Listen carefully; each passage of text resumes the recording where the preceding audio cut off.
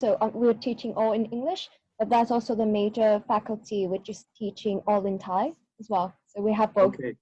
Yeah, thanks. Nice to know. Yep. Sorry, I feel like I wanted to know all of you guys too, but probably too much to ask around. So I'll learn as I go along, I guess. Yeah, you'll find out who's the talkative one and who is the nice and the naughty. Yeah, so just to give you a bit of context, we have everyone kind of spread out around the world. So I'm based in Malaysia and Joe is in Singapore. And then we have Jindy in Bali. And then we have some people in London, in Glasgow. And Megan is in Dessau in Germany. Germany, yeah. yeah. Like, Oh, wow. Hi. Make some noise, Megan! Oh my god, he likes that. Yeah, lagging again. That's why I don't talk, because I'm. Oh my god. Nice. Yeah.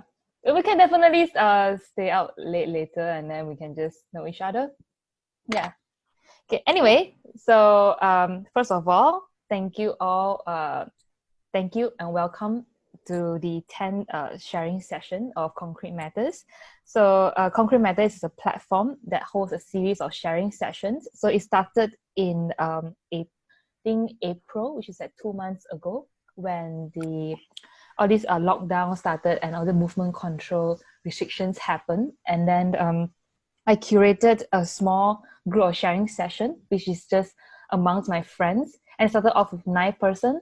And then it slowly expands to the last session, we have like 40 people or like 60 people. So yeah, so each sessions we invite like 2 speakers to talk about the projects that they have done and then related to a topic, a theme that we curated. So the format, I'm gonna speak a bit of the format and also the etiquette during the sharing. So we're going to have the first speaker shared about 30 minutes of their work, followed by 30 minutes of Q&A. And after that, so during the sharing session, you can type as much questions as you want into the group chat. So during the Q&A session, we will bring out all these questions in the chat and then we'll discuss about it. So after that, we'll followed by a 5 minutes of intermission time, so you can get your toilet break or your water break at a time. And if you have to leave early, please leave at that time. Don't leave during the sharing session. And after the intermission, we will have 30 minutes of sharing from the second speakers, and then followed by 30 minutes of Q&A. And then that's it. That will be about 2 hour plus of your time. Hope you enjoyed it. And yeah, so without further ado, would like to thank you, Nicholas Ng, in the beginning of this sharing, because I think this sharing was curated together with Nicholas, and these speakers are both friends of Nicholas. So yeah, so both of us will be moderating today's talk or the sharing. So today's topic, as advertised on Instagram stories, it's about community work and community space. So I think everyone is quite familiar with that word. It can be interpreted in a lot of ways and a lot of execution methods as well. So it's very interesting to invite these 2 speakers today, which self-initiated their project. And then one is still at the beginning, still exploring like what are the possibilities of the models, and one has already established in a sense, but then also see that how he's going to bring it forward in the future. Yeah, so Nicholas, do you want to do a quick introductions of both speakers? Oh, you're on mute. Yeah. Okay, hi everyone.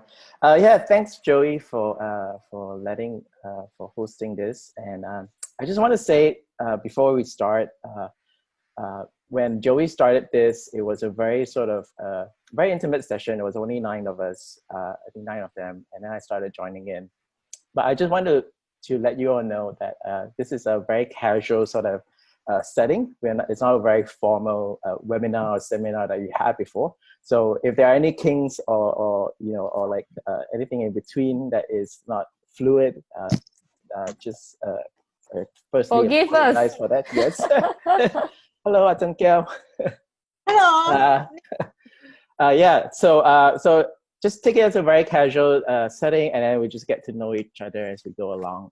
So I have here, I think we have two speakers here. One is Knut from Bangkok. So he's teaching at Rangsit, and I got to know him 2 years ago when I was doing volunteer work in Bangkok.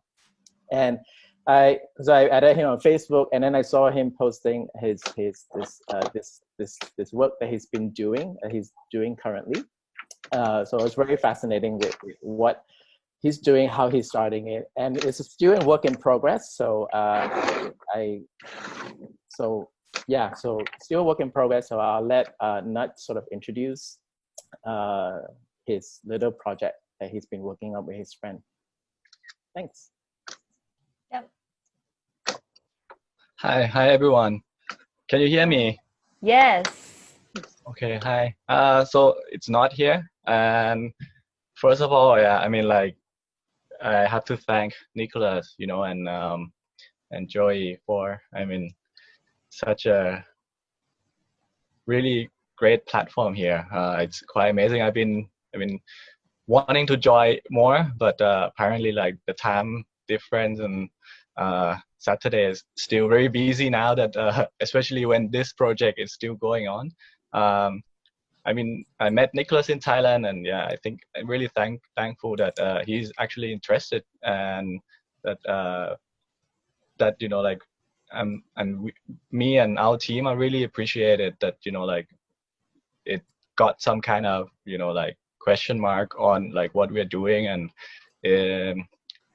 will be really interesting to share and to see how and what are you guys thinking about the projects and the work that we're doing. It's still going, you know, like, it's beginning of the project now, that we've been doing it in the last 6 months, and it's just the beginning now. And today I'll be sharing them, and hopefully we'll hear a lot of comments from you guys. Yeah, definitely. Let's do that. So should we start? I mean, should I start? Yes, already? it's your show Okay. right now. Okay. Do it. Okay, let me share.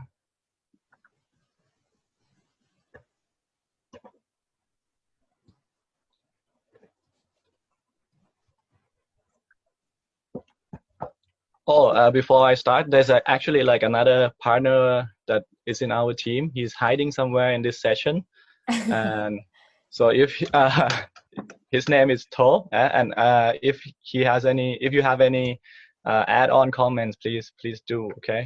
Hi, To. You wanna say hello? Is he Yeah, hiding? he's hiding somewhere. All right. Okay, Ken. No Okay, I'll start slowly. Yes. Okay. So it's the project that we're working on now. It's called Fees, and we call it an urban canteen. So we're a group of friends basically, and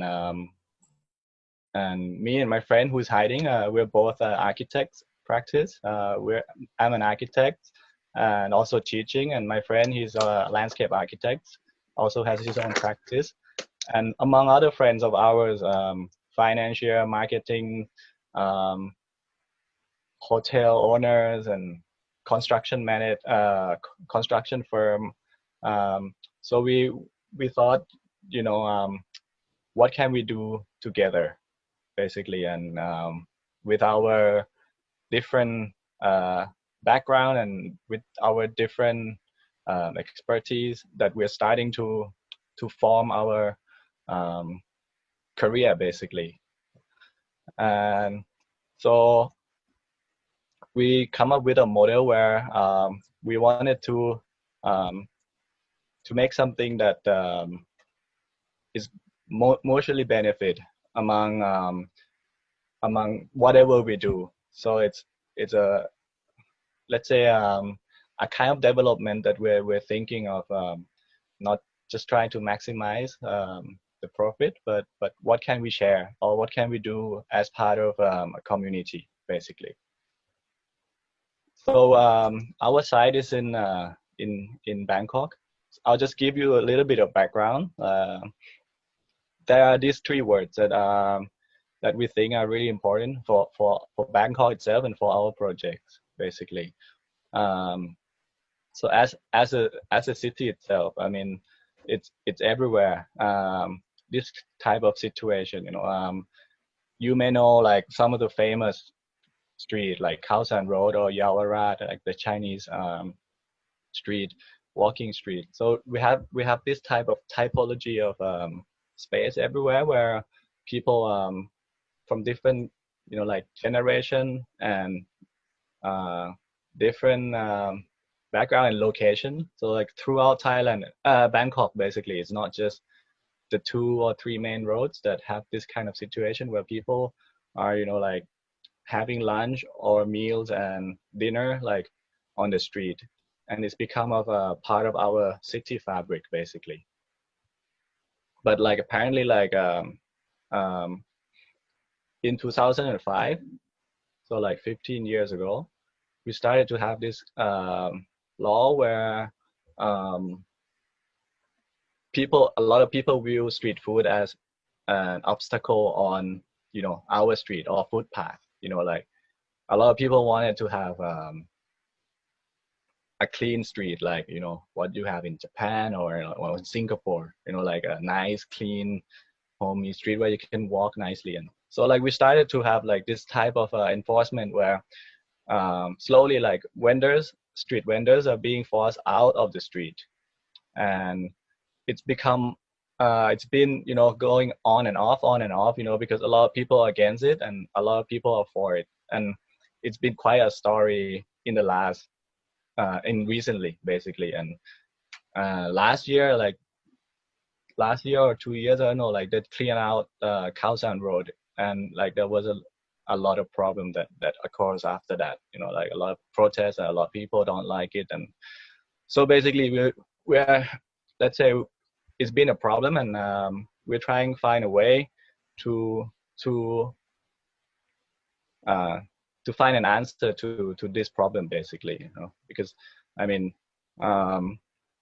it's not, as you can see, like it's all it's not just that the city is providing food, but it's also providing this type of opportunity for people to survive. It's the street food are cheap and are good, and it's everywhere, and it's much more preferred, especially lunchtime for working class people to have them, because it's affordable basically. So this project is called Feast. It's at Ratchakru. It's a small street. It's in don't know, it's in Ari and Pradipat area. So it's quite central. So that's our side. I don't know if you can see my circle, my mouse. So our side is there, like this patch of green right next to this massive newly built building. Next to the Gherkin-like building. Yeah. It's Bangkok, by the way. From I thought in London. That's good. Yeah, so we're right here. So like as you can see, like it's last year, like it just turned into like this whole area, this whole district called like Ari and Pradipat area. Like it's turned into like basically a creative district. Like it's what's called creative district by the TCDC, like this Thailand Creative Agency, and it's also hosts Bangkok Design Week. Basically, like as you can see already, like in the picture, like it's a combination of residentials and offices, but 70% of the whole area is residential and low rise and houses basically, and it's going through gentrification slowly because of its location. It's not very far from the city center, and it's also in between like the old town, Bangkok town, and like this business district. So it's like it's play a really interesting role for a younger worker who can't afford the city center but still want to have like a comfortable life. But recently the land value has gone up quite high, especially after this Sky train. So like from like the 70% of like people who lives there, there becomes more and there'll be more and more offices, and 60% of businesses in this area are restaurant and cafe. Like this is what's happening right now. But so like in the area, just so that you guys can see what it's like. So it's a combination of these, like hip, like kind of like old house, old residential area, plus, a newly like move-in cafe or an offices or small, places. So it's going slowly through gentrification, and of this 60% of restaurant are really, like nicely decorated, well maintained, so it's pricey, like within this urban fabric. So everything become a little bit more expensive now for the local people and for the people who works there.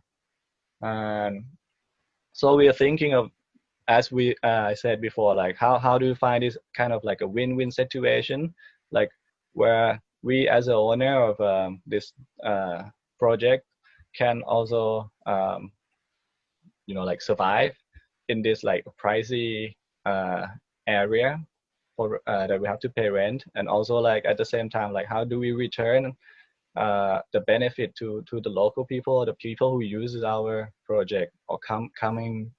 How do we become part of like the whole neighborhood together? So these are the three kind of like the things that we're trying to find a way to balance, like the city itself, the people, and the food, because it's what we need, and like you can't survive without it. But and it's become a real problem actually, like recently, that in the area, like even like even for me, I mean, like, well, I mean, part of the working class people like would find it difficult to really like just go into the restaurant in this area and eat in a nice place every day, like, and street food would still be me and my friend and our friend like a kind of like option or to go to, like. So these are kind of like our question mark and what we try to achieve basically. And in Thailand, there's this thing that we call a community mall. So it's like it's a type of low-rise like shopping mall, but it's slightly different. Where from a normal shopping mall is that this type of mall, like community mall, is going to what you might call like a suburban area, or like an area where land value is still not so high, like, so it's in between. It's typically like open air, so it's like I don't remember like how, like when this type of typology came up, but like it adopted, like it came up like in to serve like people who still want a green area, but at the same time like be part of the city. But what we find is that in this community mall, what is common is that you would usually find like a really famous coffee house, or like a really high class Thai restaurant or Japanese food restaurant. Like, no offenses to these three, and but I mean, or the way that this type of mall is running. But we find it that we would like to do something different. So our main concerns, they are, what we wanted to do basically is, what we wanted to provide is the platform of a physical platform, but also a non-physical platform. We thought that with only a physical platform, it wouldn't work, like what we wanted to do. And so we need a lot of help, like in terms of how to make what we think would work. So I'll slowly go into it. So basically, like we are trying to find a sustainability model, basically for a type of a development that would also benefit the people. and not just the owner. So our canteen basically, what we try to integrate into this, in terms of architecture and all this physical thing, but also like the non-physical stuff are like the vendors are like these like very like these elements, the urban farm, the green wall, lights, where so like like the basic sustainability models that everyone would talk about, basically, like material, sustainable material, recycled material, like, and sustainability and environmental friendly architecture. So it's very simple, basically. We're going for like a really minimal type of architecture, but what it needs to do, like everything that it needs to do is to provide this natural, we call it as a filter, basically, so it doesn't block or separate it itself, like like this closed type of shopping mall, or even like this restaurant where like you're disconnected from what's right next to you, like the street. But what we wanted to do is try to engage the neighborhood, the street, but also nature into our building. We lift it up.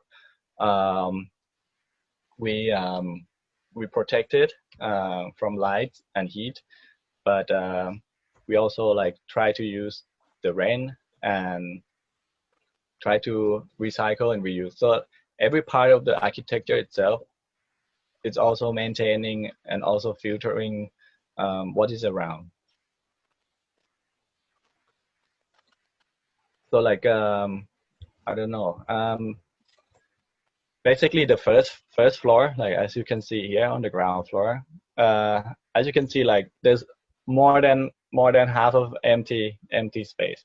Like it's all of the restaurant down here on the ground floor are share space together. So this way, we thought that it would keep their rent low, which means that they can also lower or keep their price, or the cost of these their products are low. At the same time, we provide this like mutual like sharing space, where like it's like a canteen, so where everyone would come and sit down and have a nice area to sit in. So the restaurant don't have to worry about like this high cost. They can provide a better food, and like people would have to share this space together. And on this first zone, we would like only like Thai food only type of so 50% of the ground floor would be covered with Thai food, and we make sure and we maintain that like the price is reasonable, and we only introduce or like selected a certain type of restaurant, only up and coming restaurant who would be part of our project, basically. So the big firm, we feel that is not the type that we would like to encourage and then to put it into this fabric of ours. There's also zones where it's filled with international food, like cafe and bar and barbecue. So it's like it's a midway. So on the ground floor, there's like already a 50 and 50 combination of what we think we wanted to do, and the other half of what the visitor or people might also wanted to have, like this extra fun of their cafe and bakeries. So on the second floor, basically it's a restaurant, and also like there's a roof garden right here. So like as you can see already, like you're like a 50, also like 50% of the place are for I'll explain later, like 50% is owned by an owner, like a rental, but also a 50% we keep it ourselves for events and so on, which I will explain. So, and this is what we are mostly interested in. So like this large area on the ground floor, which is for sharing. We keep it flexible as much as we can with the garden in the middle. So there are three concepts of, like, it's not just a canteen where people would come and sit, but we keep it flexible so that, like, people would come and share their products. We're thinking of farmer market, like we could share knowledge where you have events where people would come in and share their experience, their knowledge. And we're thinking of a model that we would create this like a small community of people locally, and also like people who would be interested in the same type of development, basically. On the ground floor also, like we're thinking of inviting, so like especially here in the front next to the street, like a space for vendors and local shop, like local shops who come in and occasionally, we don't know yet, we're still planning it out, like how often and how do we manage this small cluster of people who we really wanted to have them as part of our project.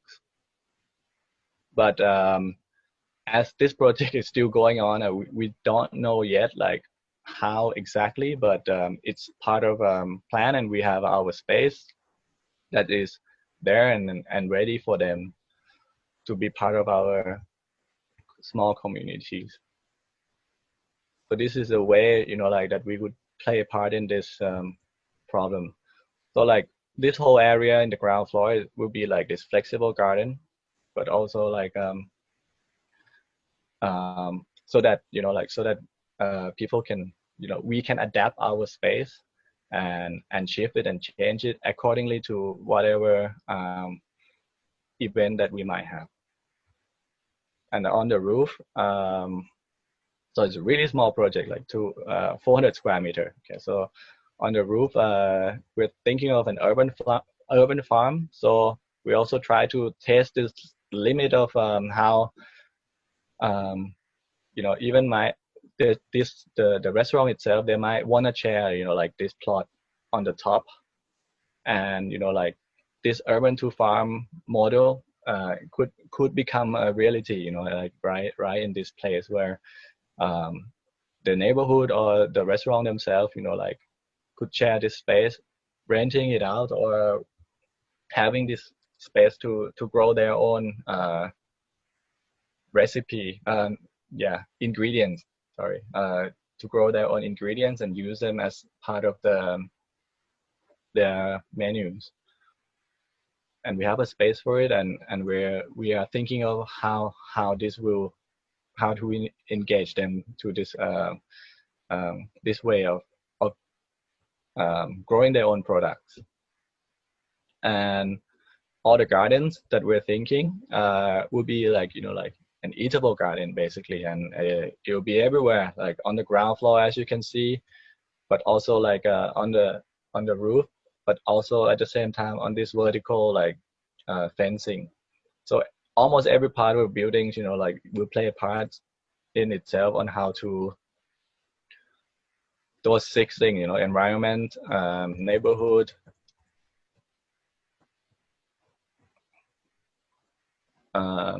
cost sharing, arts and event, and marketing itself. So the building itself, the space itself, and the organization that we have, these are the sort of like the direction that we're aiming for at the moment.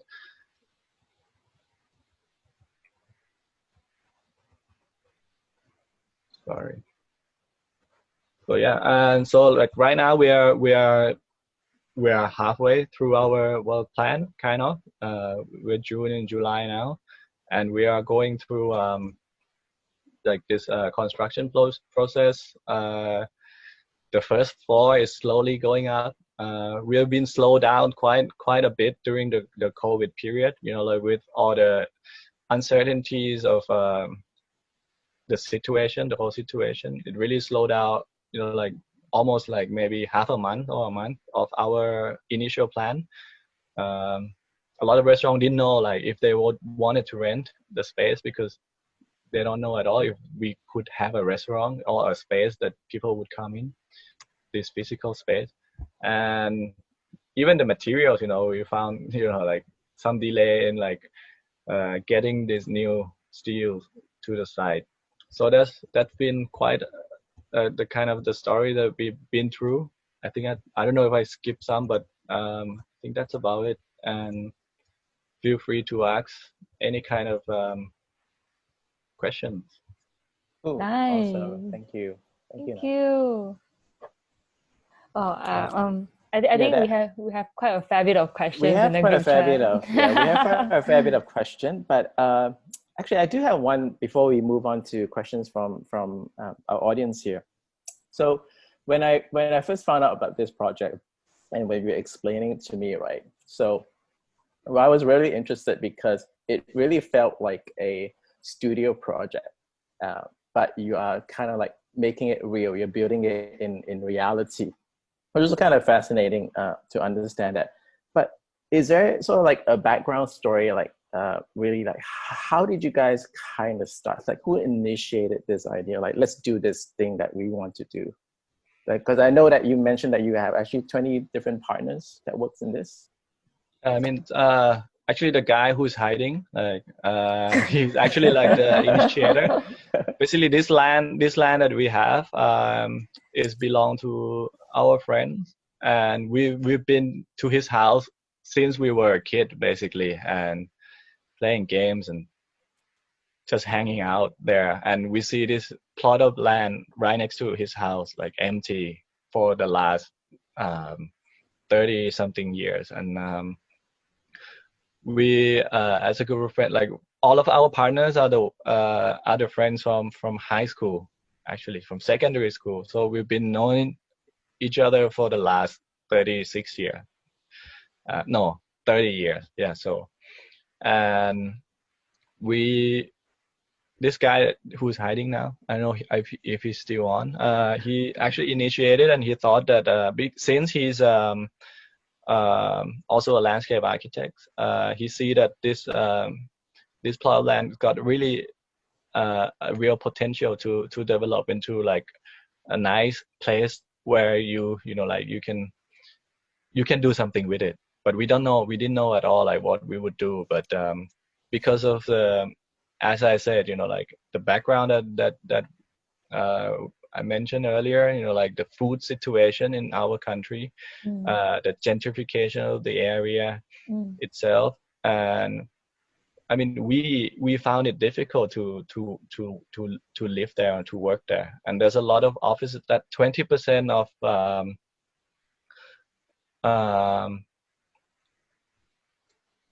20% of the offices there. There's a lot of governmental offices also. So right, the food, you know, the affordability of the people who would, you know, like who would have to maintain in this area, it's become even more and more difficult. So we thought, why don't we find you know, a way to provide everyone, you know, basically a place where they could come in and enjoy their time. Yeah, because I think it's kind of like interesting in a sense that given you have this plot of land, and then you mentioned it's around the office area, you could have just built another commercial buildings or another typical community buildings, and then that's it. That's how you generate incomes instead of like putting much more effort to go from a more community kind of point of view kind of building kind of program. Is that what Nicholas trying? Yeah, I mean, like we've gone through a feasibility studies. You know, like we initiated like 3 options with our friend. You know, like a maximum income and you know like a lowest possible income, but you know like a survival model. And we have agreed upon like a half and a half. So like my friend who is in charge of the finances side of things, gave us a number of a rental space that we have to provide to make this project feasible. I see. And basically we worked on from that number, and basically that's how it worked out, and we slowly built up the rest of the plan and put all the pieces together to make sure that we don't go bankrupt basically. And So do you have questions? Yeah, I do have one question. Do you mind? Like before we go to the rest question, I gotta cut you first because I'm actually wondering, like, because I think what you do is very interesting there. And then, of course, like you mentioned, it's still at the beginning, so some of the things are still very much of experimenting, especially it's first in Bangkok. And my question would be like, how do you make sure that it doesn't evolve into another typical community mall? You see, like it might start off with a very good intention, and then I don't know, like I'm just giving a hypothetical situation. Like in the future, like imagine you have the ground floor and you have a lot of small kiosks which you intended to rent it out to the local vendors or the local neighbors who sell food, right? But what if in the future, like the rental, how do you cover the rental costs? And what if some more commercialized vendors comes in? Okay, for example, McDonald's comes in. I want to take 3 lots of that. I want to take the entire floor. And then how do you, gonna juggle that situation? I don't know.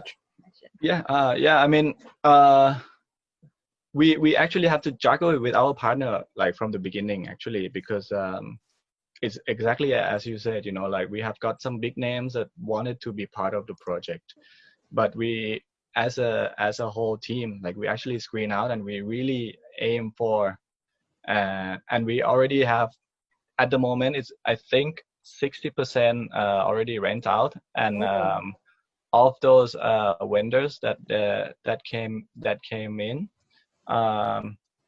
they are the type of food vendors that a restaurant that it's in the way that we wanted them to be. So like, well, not so well established, but like up and coming and good taste.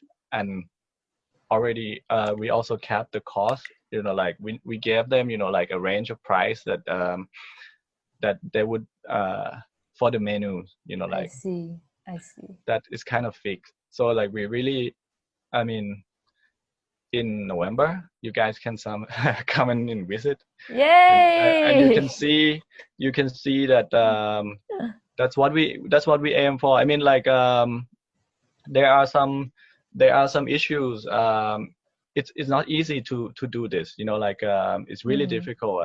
We also hired to always stick to the values that you guys have as and all the pressure from financial side.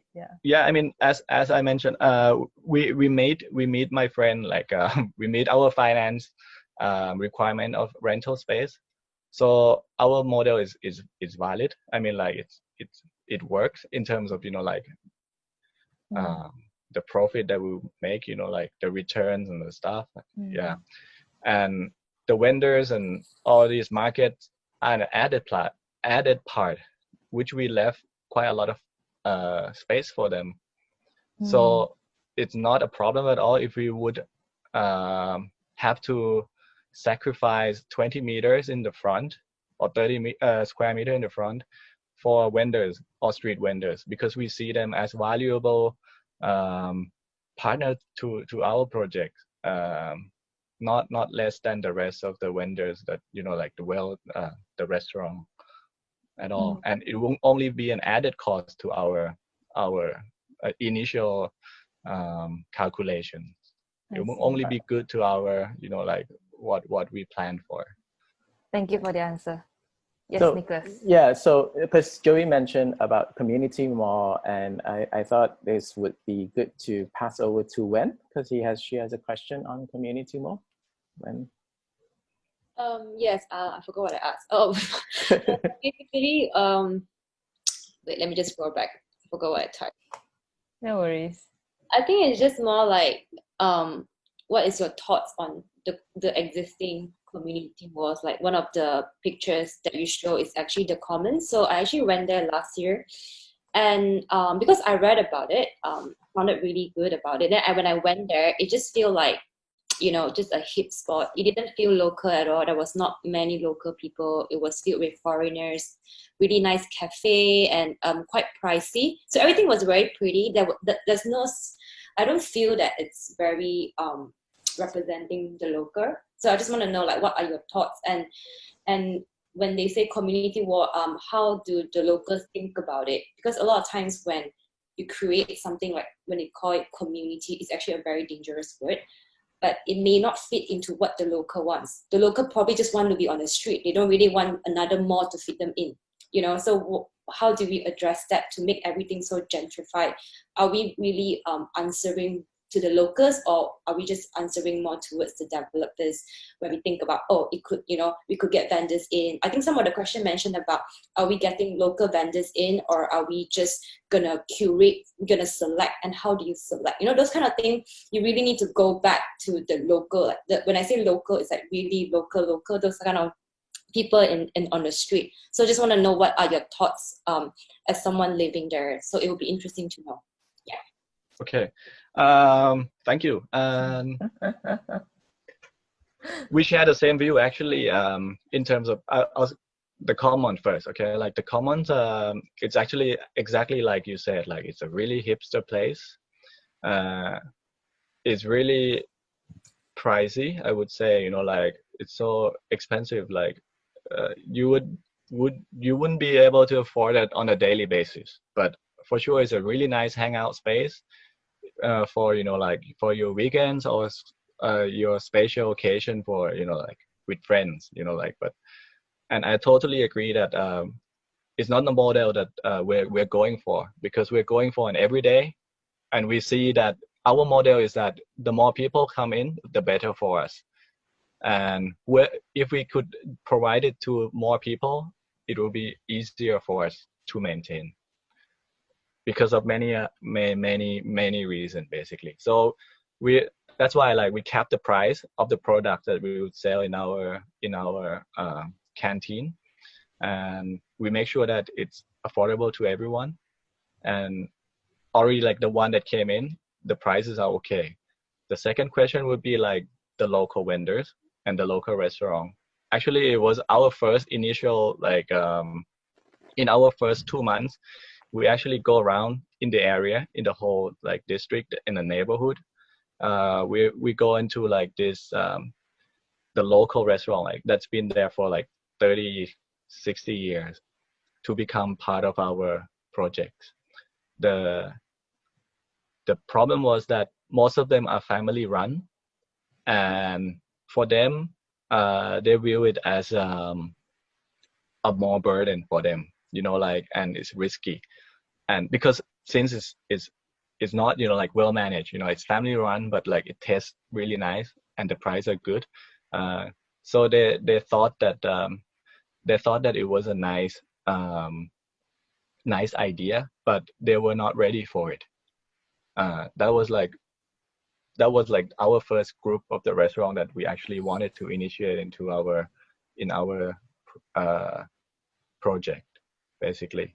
And as of for the vendors, local vendors, there are, I think we haven't tried to go in, like, like, to talk to them yet, but usually their limitation is that they don't want to pay rent, basically. That's why they are on the street. Or, I mean, they probably pay some kind of tax that, like, is not measurable. But so we thought that, I mean, we're not in that stage yet, because we wanted to fix our rental, because we think it's the very important part, but also an add-on part, because, like, we can deal with it in the later part of our project. That we haven't really done that extensively enough yet, that to go into ask every, like, locals, like, street vendors, if they wanted to be part of this or not, and how, or on what kind of the restriction they would have, you know. But we're working for it. We really wanted to make it work. We already have actually talked to you know, like, actually it's quite a trend now in Thailand that there's a lot of small group of people who are really care about this urban situation that we're in now. Like there's a few groups of people, you know, if we can talk about this, and we're already in touch with some of them, you know, like in terms of events and also in terms of knowledge, that we could help each other out to deal with this like urban context problem. Right. So just adding on, like Chloe also asked about community mall. Do you want to clarify further on that, Chloe? Or before that, did Knut answer your question, Wen? Okay. Okay. Maybe half of it. Yeah, half of it. I had to justify. I think it's kind of like a gray area. Like not many people knows the answer unless you do like a survey. Like you really talk to every local, come out with like a data, like having like survey with every one of them, and then you look into the percentage of how many people actually want to move inside and how many people actually wants to stay and how much are they willing to pay for rental. Because when you say affordable rental, it may be affordable from your side. Yeah. Shit, what I can not pay and then now I have to pay, but how many % of sales will I generate? So that could be a discussion. There will be like a further discussion between you and the local vendors. I see how this process is going to go. Yeah. Thank you. Yeah, I mean, we will eventually have to go through that process, and a survey and such an in-depth, you know, like discussion would be a way, the only way to find out actually if this model will actually work out or not, or what would be the problem. Any thoughts of like working with the government on this? Yeah, asked the wrong question. Yeah, I mean, maybe I think that's not that. I think that maybe that's the reason now why like there's quite a few group of people, like, you know, like who's really concerned about the situation that's going on now and trying our own way, you know, like to solve these problems like bits by bits and not relying on, I mean this is my view now, I mean I don't know about my partner, but like that, you know, like maybe we have to do it ourselves, you know, like, and let's see how it worked out or how much we can help the rest.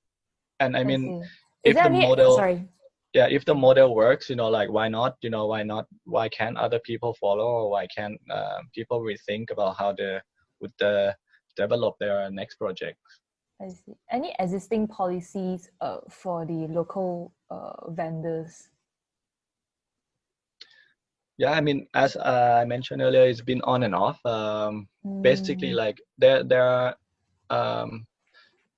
I think, for example, like every Monday, you know, like every Monday in the beginning of like the first Monday of the month, you have to clear a street. Like there's no vendors allowed every Monday. I see. First Monday of the month, and you already, I mean, like when I was working like in the city center, like people struggling, you know, like especially like let's say like cleaners or people who like really like are working class people, like they cannot find a place to eat anymore in the city. They would force to go into either a restaurant, a shopping mall, or a 7-Eleven, where they would find would be their only option of an affordable. That's why 7-Eleven strive in Bangkok, right? Yeah, I mean it's every corner basically. Thank you. Owned by a big conglomeration. But so yeah, so speaking of that, I think I want to pass on to Rosanna, because you actually asked quite some interesting questions related to that. Do you want to ask? Yeah. Hello, thank you so much for your presentation. Is it Tron? And how do I address you? Sorry. Not. Or Anton. Anton, okay. If that's easier.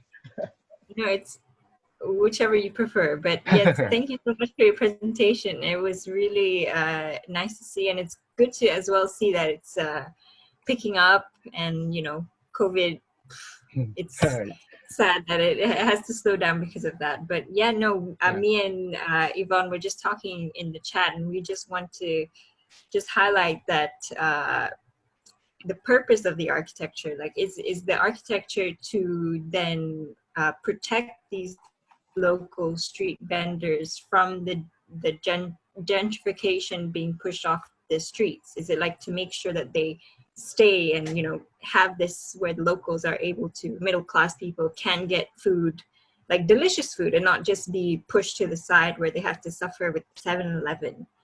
Is that the main, was that what you had in mind when you guys were proposing this project? Yeah, I mean, initially, like, we actually pushed for that model where that's, as I said, like an almost bankrupt model kind of tactic, because there will be too many unknown factors, and we wanted that to happen, but we have to agree on, like a mutual benefit or win-win kind of like a model where, like, we cannot go fully, I mean, basically, you could do that in other part of the city where the rental that we have to pay for the land is not as high. But in this area, like, the land value is almost the highest or second highest in throughout the Bangkok area, throughout Bangkok, so the land value is really high. So like we cannot find a model where like it's really just like a roof where like you can get all the vendor cards inside and people sitting there. But we have to come up with another model which kind of help us on that front, like, but still be, like, you can't throw your first idea away, like, so we can still have this kind of like communal, a community where like, like the local can survive and the worker can survive and we can also survive. So as I said, like, it's not like 100% or like, like social based kind of, it can't, because you need to sustain. You need to sustain. It's hard. I mean, like, it's hard for us. It's also hard within our team, like, to find this like balance, like how do we survive, but also like to give back to make, well, it's not giving back, but it's like to go along with everyone, like in a much better way of doing things, and not just like thinking about, okay, I got this land, let's make sure we have like a maximum income. So that's not what we wanted from the beginning. But as you said, exactly like as you said, like, we wanted to keep our like initial like concept, but at the same time, it's like we have to find a way to make it all work. Like, So if you guys didn't propose this, what would usually be the case? Would all these guys be kicked out? It's like all the local vendors, are they slowly being phased out and replaced with like Starbucks and all these other I mean, like, it's really common, like, usually, like, because everyone wants, every development want a lot of people in, or they wanted to make sure that people would come in, so they would always go for their big names usually, and to make sure that they got an anchor like a restaurant or anchor cafe inside. And no, I think it's great. I mean, it happens a lot in KL, where I'm originally from. I'm hello to everybody. I'm actually in London, but I am originally from KL, and I've seen a lot of the mamas and everything, all these food places be totally erased and replaced with Starbucks, replaced with Wendy's and all these fast food chains. So yeah, I think the project is really lovely to kind of establish that these people are of value, rather than just throw them to the side. But thank you, Nicholas, for letting me speak. Thanks, Rosanna. So I think we have a few more time for a few more questions. So I'm going to call out Gary and Hazik. So Gary, I think you have something that you want to ask on the prices and stuff like that. And then Haziq will follow up later on his urban farming. Right. Yeah. Thanks, Ontong. And I think the question, I think you pretty much answered just now regarding the renter and also the financial model to sustain the proposal.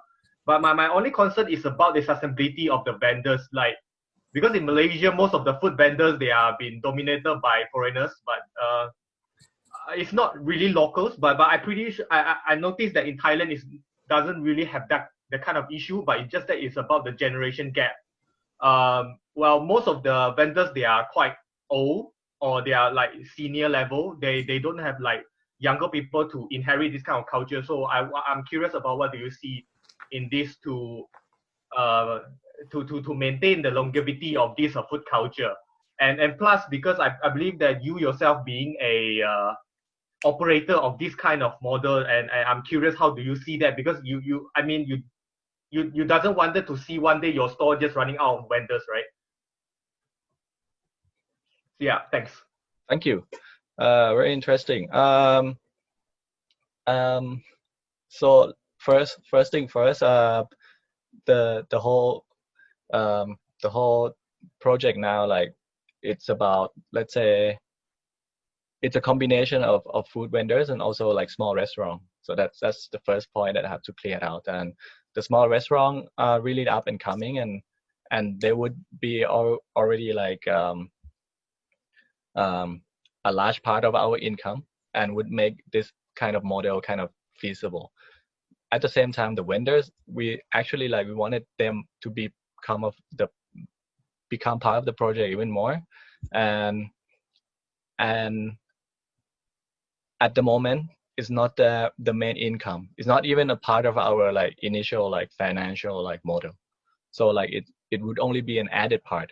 Like I don't know yet if it will be on a daily basis or on a weekly basis, but we prepare the space for them. So in that sense, it wouldn't affect this way of developing the project.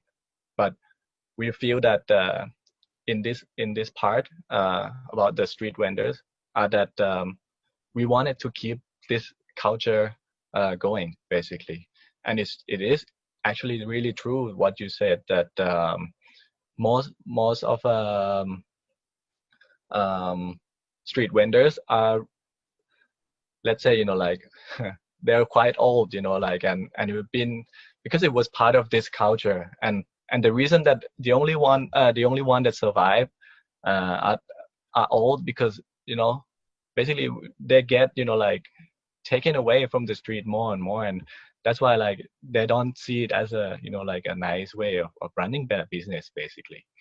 So I don't know if we would be able to like help, but I think that the city still needs them because of their delicacy, but also because of their affordability, basically. It would be the only, I mean, Bangkok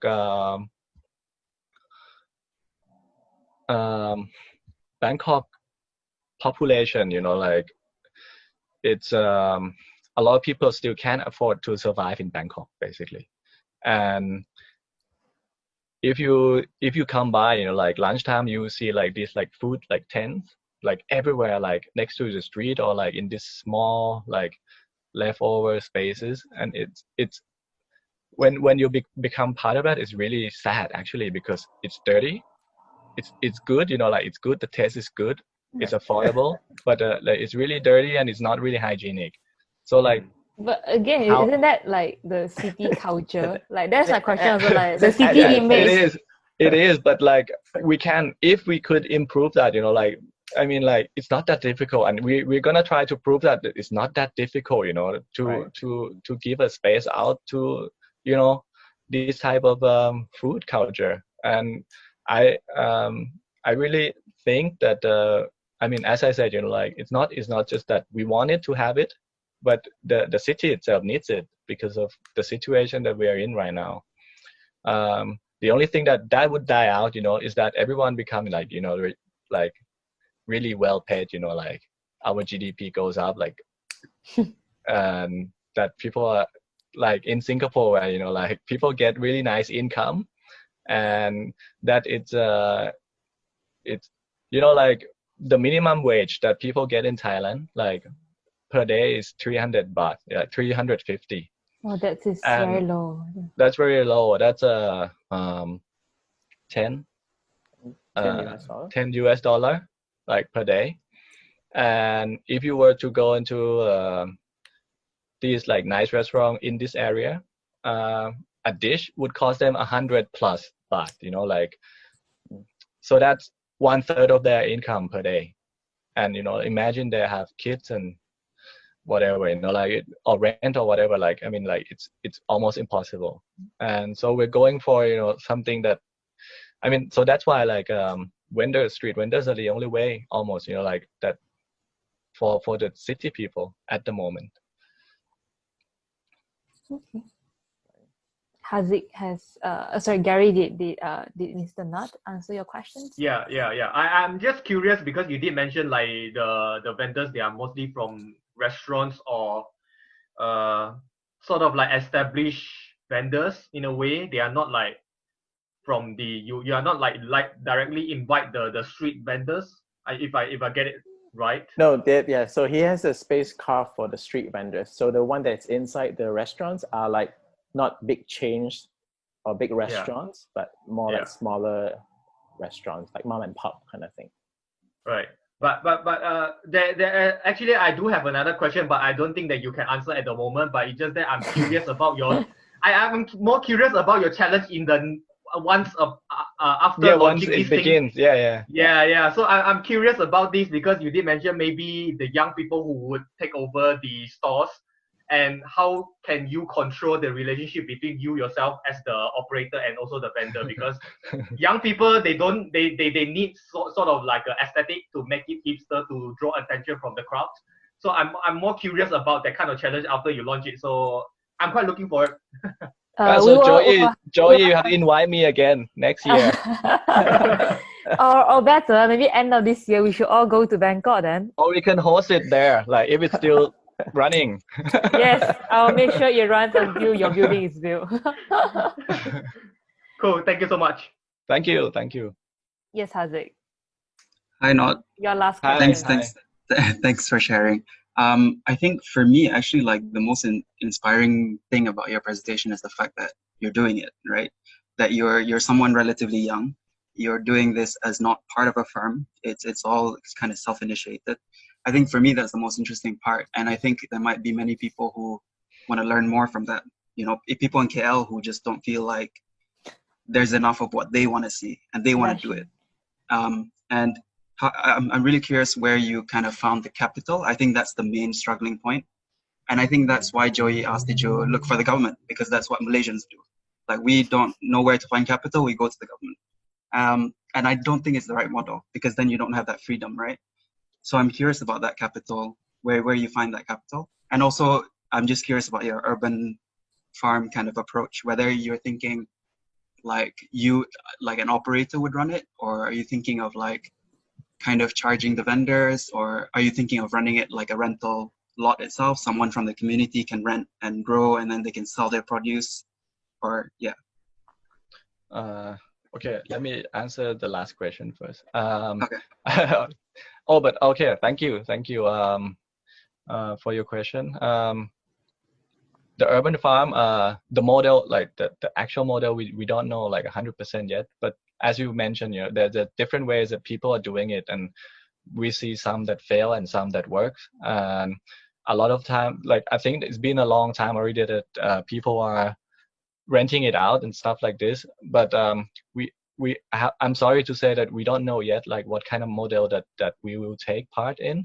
But my friend who's a landscape architect, I mean, he's really into it, and we really wanted to make it work. And we feel that if we do it right, it might work out. And that's why I said earlier that we need a physical platform, but also we need a non-physical platform. We need these medias, and we need this organization that would make it work. We know that it will be difficult to really make it work because it's never easy. But and we don't want to make it just just a decoration to our project. Also that we have farm here, but really wanted to initiate it to maybe like we don't grow mango tree or like something difficult, but maybe we can grow some like an everyday use kind of plant or like a really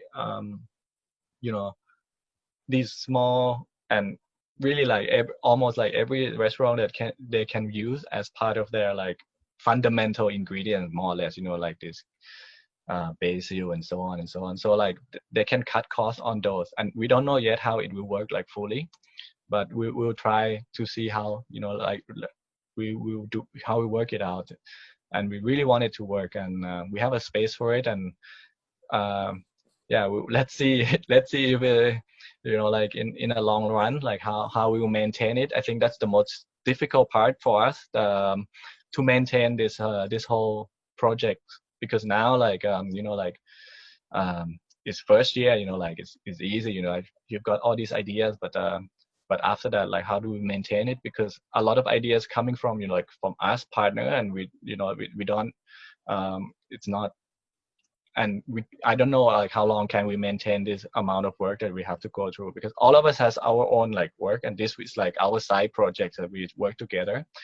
And for the main income, sorry, Nicholas. Yeah, no, just before you answer Harzik's question, I just want to find out, like, when you say maintain it, so ultimately at the end, who is going to own? No, it's on a 10 years rent contract now. So we rent this land. So maybe basically like our fees, like feasible study that we came up with, it has to return within 10 years, basically. Okay, all right, okay. And then who is going to maintain it? Will it be you guys, your partners? Yeah, it will be us as a main runner. So like the model has to work, but as I said, it has to work for us. Like also like right. 20. Yeah. So the income, the budget that we have is for us. It's also like us. Like me also part of it. So like we have like 20 partners, more or less. So everybody chips in like bit by bit, and yeah, there are some who is own a bigger share than the others, but yeah. So it's like a traditional investor model kind of thing. Yeah, so we're running quite free. I mean, but we're looking for partnership and sponsorship. So is everyone here knows anyone? We're always very welcome. Yes. Cool. Well, I can offer moral support. It's not really a financial Thank support. you. But you get a beer here too, like, so you come by. And... Oh yeah. Thai beer is good. Thai beer is good. Yeah. So Harzik, did your question Yeah. answer? Thank you. The front. Thank you. Thank you. That? Okay. Cool. Awesome. I think we have a lot of questions that I think we're also running out of time. Yes. So we're going to move on to the next one. But if you do have any questions, I believe that if you private message Knut, he can probably answer some of these for you. I just look at it. There's question running all the time. You guys are quite. Yeah, they're flooding the channel with. Isn't that with good? food. Yeah, I can send you this group chat, and then you can share it with your partner. I mean, I would love to answer all of these questions actually, and I will try to slowly answer them. Yeah, I mean, it's exactly like what you guys are questioning. Like there's, is it really real or not? Like what are we doing, and how far do we want to make it real, or is it just part of our marketing? But we're quite serious about this stuff, and we really wanted to make this model work, because I think if it works, like it might be, the next project might be better, like not just for us, but for the other people as well, and as for the city. I mean, if you come to Bangkok, you will see that, you know, like there are some nice parts, yes, but most of the parts are not, you know, like really well organized, or, you know, like it's not as nice as when you go for a walk in Singapore, or, you know, like in Malaysia and any other city. So let's see like what we can do, like as our, you know, like this small group of people, what can we do? And we don't know yet where would we go the next time or the next 10 years, like but we really want to make it work. Yeah. Thank you. Awesome. Thank you. Thank you, Knut. Thank you so much for sharing. Yes, we do have some questions, but we can leave that to the later part. So right now we enter into the 5 minutes of a water break and toilet break. So please go. We'll resume this at 9:30. Yeah. So for those who still want to have like a casual chat with Knut, I think he's still here, so you guys can ask about him. Yeah. Thank you again, Okay, Nicholas now and it's my Joyee. Thanks, chance, Knut. Joyee. Yeah. Is it my chance, Joyee, now? Sorry. Is it my Yes. chance to ask a few questions? Because I may Yeah, not yeah. stay for the Sure. whole length of the very long session. I don't need to go to the toilet. Yes. And I'm too lazy to type questions in. Yes. Go ahead. Actually, when I dropped in, I felt very much like coming in the middle of a long stream of engagements with Anton and his friends. It's as if you guys have already had a session before, and you kind of know him very well. You know his background, his projects, and so on and so forth. I'm coming from the cold. I'm just seeing what he showed, what he said. So at first I thought, oh, I want to ask one question. And that question was, who are you, sort of thing, you know. Oh. But then I thought, gosh, that might sound rather arrogant. I think Knut doesn't mind to make another or a mixture of both, or actually both. So actually, when I think about the question, who are you? Basically, it comes down to the question of stakeholding. It's like, who are the stakeholders in this venture, in this activity thing? Like you mentioned your friend has this land, which obviously he doesn't need, because if he was a very poor person, he would want land to make him money. So he's obviously a rich guy, but that's fine. I've got nothing against rich people.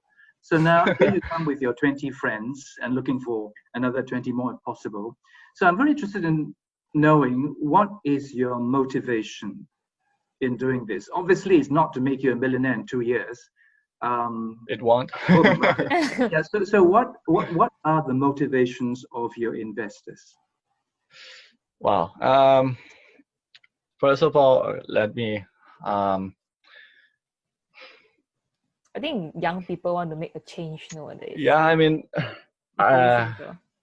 how do I answer it so that, you know, it's not too cool or too, you know, like arrogant? I don't know. Well, but, just answer it the way you feel. I mean, I don't know. I mean, basically, we wanted to be. I mean, as I said, like, okay, like that friend is rich, yes, and he's really rich, and he doesn't have to do anything with it, and he doesn't want to do anything with it, basically. And we thought, okay, let us do something in it, and he's not part of this the investment people. Like, he's not part of this project, basically, but because he doesn't want to be involved. That's the first thing. So like us, like 20 friends, it did not started with 20, but like it started with, you know, like 4 or 5 friends, and we are like, because as you know, like where do we get the money from? So that's why like we started to invite more friends, and we wanted to keep it just friends, because we wanted to make sure that it is really our project. Like, and the one who really initiated are about, let's say, 5-6 people, and the rest are supporting, and they are really supporting us by, you know, like let us do whatever we wanted to do, and they agree with that, you know, like, because I don't know, but we want, and because of that, you know, we really wanted to make sure that we're doing something, you know, like good. Not all of them agreed, or not us agreed on many things at the same time, but we thought that we hope and we still, you know, like find out a way to make this model work, what we wanted to do. We wanted, I don't know, maybe it's our architectural background, and that we wanted to make sure that the city, you know, doesn't get any worse, and that we wanted to make it better, basically. And we we went abroad, like me and my friends and a lot of our partners. We don't live in Bangkok like all the time. We went abroad and we see how, you know, other city, other countries are run and are, you know, like can be enjoyed, you know, like, and we wanted to be part of that kind of like change and to make things better. It's really not nice. Like, I mean, we're going through this period where you have to work inside the city, like the city center, and at lunch you struggle. Like you're, even as an, you know, like architect graduates, you know, like your monthly wage doesn't allow you to eat in a nice restaurant, you know, like we are a part of this people who sitting next to the street, on the street at lunchtime, like really hot, and you know, like you got a lot of flies and things like that on, you know, on the ground, and we don't want that, you know, like we want to make sure that whatever we do, it has to, you know, like answer this question also that is already there, you know, like we're not asking for more question, but it's already there, and if you don't answer it, I mean, who will? And that's what we try to do. And we, as many of you already asked, you know, like how real are we and how much can we actually do, you know, like with this concept. It's not easy, and that's why we need so many people to help. And we already talked to a lot of friends like who like are working on this urban issue, like urban creators, city crackers, and whoever, like in our field, you know, like cloud floor, you know, like we talked to them, and we wanted to get everyone involved because we need it. Bangkok really need it right now. Yeah, I appreciate that. That's very laudable. I mean, it's wonderful, you know. Full marks for the social civic consciousness in your sort of drive, so to speak. But if this thing's got to be sustainable, it's got to kind of be sustainable. It's got to work, right? Yeah. And it won't work if the money runs out. So can you depend always on people, new people coming in to give some kind of investment and say, it's okay if you break even, it's okay if I lose that amount because it's my spare money anyway. And it's all driven by wanting your city, beautiful city, to be clean and hygienic. I think my question is more the means for you wanting to create civic change. It seems to come from charity, if you like, the good-heartedness of concerned Buddhist citizens, maybe, you know, the good heart thing. In other countries, when this happens, it happens through the municipal. There's a drive. People fight for their rights, and look, you know, you are the municipal. We pay our rates. You got to make sure we have you know, access to clean water and places for us to sell food, you know, to the public cheaply, and so on and so forth. I'm just wondering whether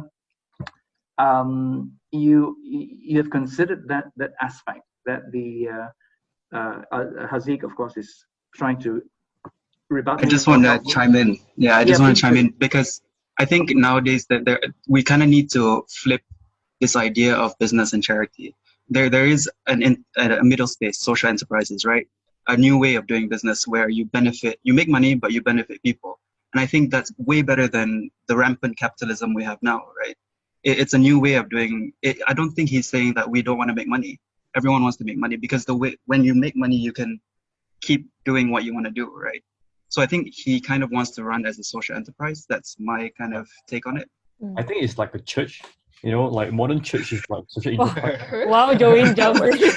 I mean, what Ian is saying is totally right. I mean, like we cannot say that we want to be rich. I mean, we don't want to be rich, but we want to be able to maintain ourselves. Yeah, I mean, to sustain our well-being and as I said, you know, like we're not saying that we are totally for social, and we're not going 100% for that. Sure. But what we've been fighting and trying to find a way is a win-win situation. I mean, let's say like we don't have to gain like 100% benefit, but let's say like we lower our benefit, but at the same time, like, let's say the fact that people and the city are better and the people are happier, we see it as our benefit as well, you know. So and I think what's interesting here is this idea of value, no? Like, yeah, is value really embedded into what we call money, or is it something that can be also given by friends, like they can provide the services to help with the farm.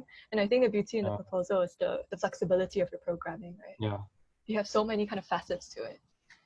Yeah, Just wanted to add that. Yeah, I think that's wonderful. You know, it's we all have to give to society because the society formed us. But if you look at, you know, a situation like say Rosma's handbags, you know, one of handbags would be able to sort of support Anton for 6 months, sort of thing. You know, I think that's the bigger picture. Haziq, you mentioned social responsibility of corporations. Social enterprise, yeah. Yeah, It's, so I mean, it's if we go that way, maybe, Anton, you need to hook on and sell the idea to the big corporations in Bangkok and say, look, this is your social face. You know, just give us one corner of your big piece of land, and we'll do this thing, and it will give you a softer, you know, image, and it benefits the city. So it's a kind of win-win situation, and you don't have to come up with money from your own 20 pockets. You know. But I think that's I a sort of politics of disagree with this space. idea. Yeah, I sort of disagree with this idea. Yeah. Why? If you look at the church, you know, like how you sustain. I know church is like a very good analogy for this. A cultural hub, a social hub is a church, right? How does this church sustain itself if it's a grassroots church? So I come from a church background. So how do we sustain it? Is everyone have the sort of cultural obligation to give like a zakat to the church or mosque? You know, like the sowing. I'm not sure whether you're from a church or not. So that the sowing become a breeding fund for that thing to sustain.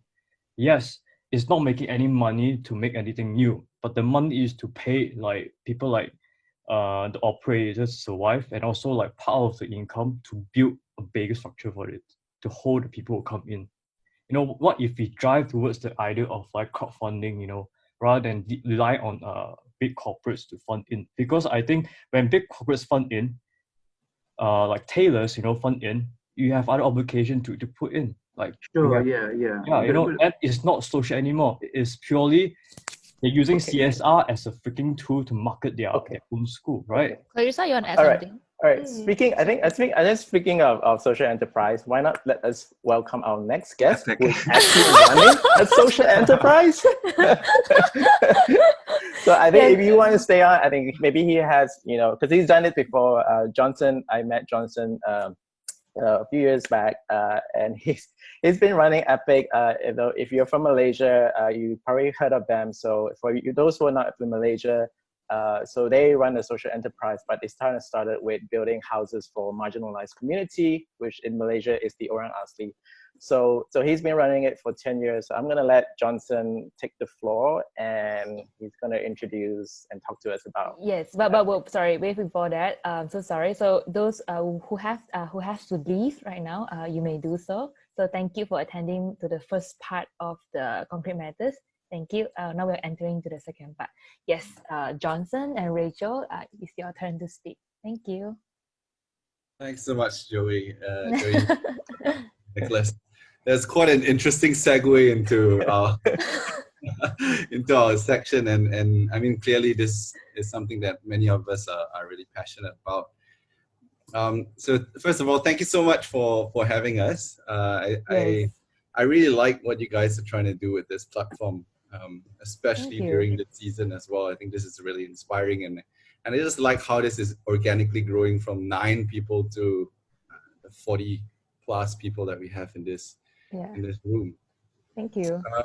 So today I'll be sharing a little bit about something that's close to my heart, which pretty much was the flagship program that we've been focusing on for much of the 10 years of our existence. For this particular sharing, we'll be splitting it up into 2 parts, because I understand that many of you are from the design background. Disclaimer is that I'm not a designer, nor am I an architect. I did mass comm in university, but somehow I think the last 10 years has just been a mishmash of many different things. So I've had the privilege of just working with many disciplines and many talents as well. So with me today, I have Rachel, who heads our design team, you know, and so she'll be covering that section, while I'll be starting with what do we do and why we got started. let me just share my screen. I don't think I've tested this out yet. So, yeah, and there seems to be an issue with my Zoom today. It's a bit wonky. So Okay. if halfway it gets disconnected, just do bear with me. Sure, no worries. Do you want to share your screen now? Yes, I'm sharing it right now. Yes. Yeah, we can see it. Thank you.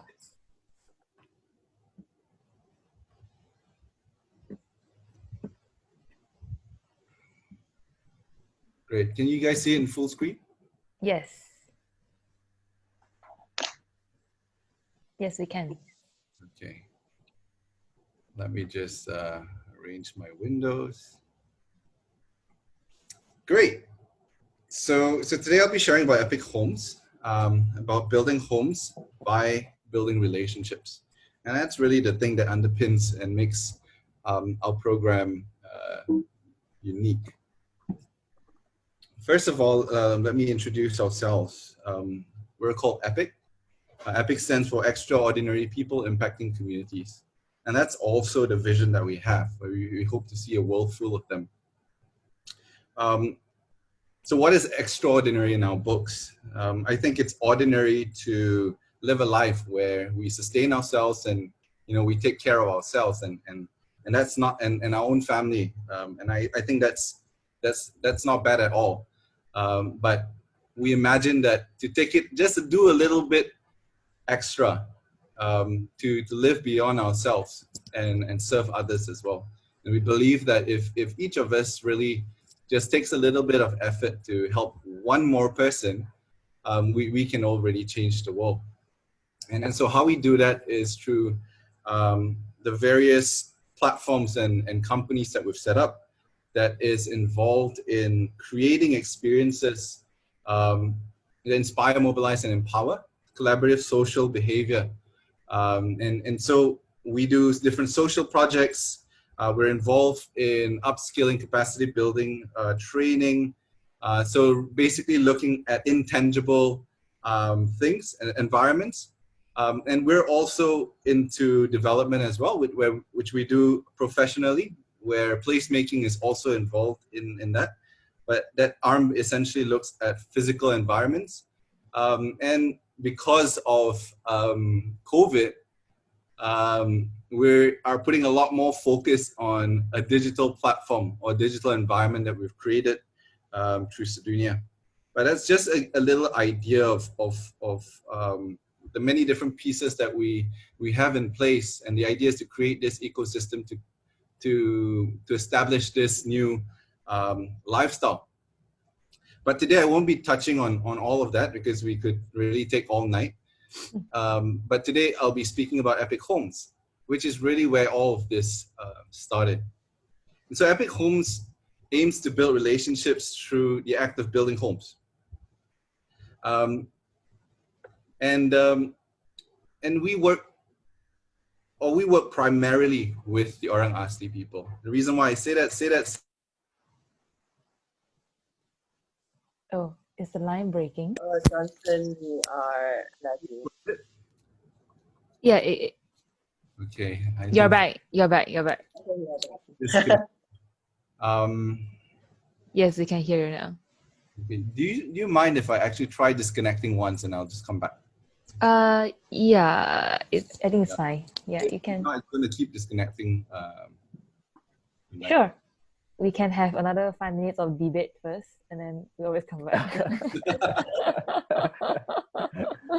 You guys got a lot of unfinished business. Yes, apparently. So can. But yes, Nicholas, you're saying? Oh no, but is Johnson disconnecting? I can't seem to find my button to disconnect. But you move on to the next slide though. Never mind. I'll just keep going. Yeah. Yeah, I believe Rachel will step up for you when you disconnect. Okay. Okay. Yeah. So the primary group that we work with are the Orang Asli people, the indigenous people of Peninsular Malaysia, right? So this doesn't include the Orang Asal of Borneo. but this is the group that we've been working with the last 10 years. In case you don't know them, they are not this one homogeneous ethnicity where they're all called Orang Asli, but it's a blanket term for 18 different sub-tribes where they make up 3 main groups called Senoy, Proto-Malays, and the Negrito. They are the earliest settlers of Malaysia. They make up about close to 200,000 people, which is about 0.6 the population of Peninsula of Malaysia. 35% of them are classified as hardcore poor, and by hardcore poor, that's people who live below 420 ringgit per month as a household. And 77% of them live below the poverty line, and that's 790 ringgit per household. I think in US dollars for hardcore poor, basically just divide that by 4 to get the unit in US dollars. And essentially we work with them. I think that I'll be sharing you how we got in touch with them in the first place. They're a very interesting group, where they're a group that's in transition. They are extremely resilient. They have their own lifestyle, and they have been sustaining themselves for centuries in this country. But today they're caught in the middle of the expectations of modern development, which are creeping in literally through different various industries like the rubber and palm oil industry that is quickly taking over the land, because typically they are from a semi-nomadic lifestyle where they hunt and they gather in order to sustain themselves. And then because of this shift in expectations, their value as human beings are also called into question. Where if we are basing their value on contribution to the GDP, then you can see that they really aren't doing much at all. And as a result of that, that does affect them in very negative ways. In terms of, so this then affects certain things like their land, which is very, very important to them. As mentioned, they hunt and they gather. But at the same time, their usage of time and their manpower also start to shift as they are forced to then take up jobs in the city. And that reduces the skills and the knowledge that they have. And as a result of that, a manifestation of all these factors then creates the issue of unsafe housing. And that's what we've been dealing with. Now, before I go further into this, I'd just like to share a little bit of how we even came across this, across the Orang Asli people. So over here is an actual house of the first person that we built for. His name was Pak Chi Hong. And at that time, this was 10 years ago, 4 of us, most of us come from the city. This particular village isn't too far from Kuala Lumpur. It's in fact only 1 hour away. This is in Batang Kali. And so at that time, the 4 of us who were not from the construction industry came across.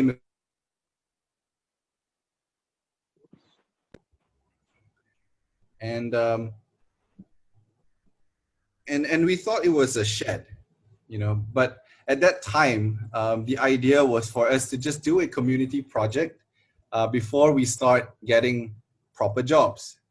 Because the idea was that the moment we get proper jobs, we wouldn't have time for all these things.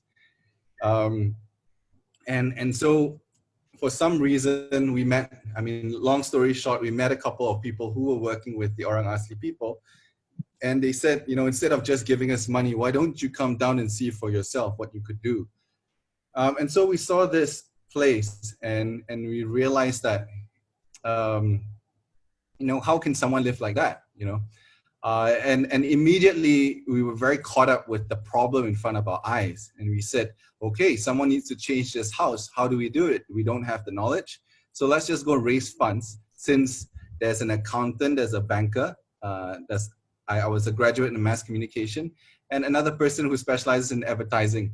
You know, so let's pull our resources and our expertise together, and let's raise some funds and pass it to a contractor, get him to build the house. But then upon, you know, just looking at this and observing Pak Chi Hong and his family, we ask ourselves, like, what's to stop them from ending up in this position again? What caused them to be in this situation to begin with? And we realized we didn't have the answers. Of course, you know, I think we probably went as far as, you know, this is just poverty. You know, this is just how it is. And so we said, we talked amongst ourselves and said, why don't let's go ask the guy himself.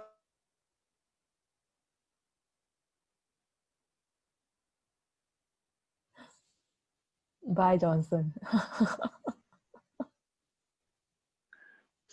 Froze again. Oh, he froze. Okay. Yes. Okay, maybe he found a way to disconnect. Suspense. Oh, he's still sharing. Yeah, this is a very interesting wallpaper. Let's see if should I kick him out so that he can you join? disconnect him? Yes, I can. Yeah, maybe if you kick him out, then he can use the link to come back in. Yeah. No. If I kick him out, he Hey, already kicked himself out. Hello. Hello. Yes. Oh, Hi, welcome welcome back. back. And your line is kind of breaking. No, still okay, right? Hi. Okay, right? I think it's okay now, right? Yeah. Okay, great. Yes, don't worry. Just Sorry about that. No worries.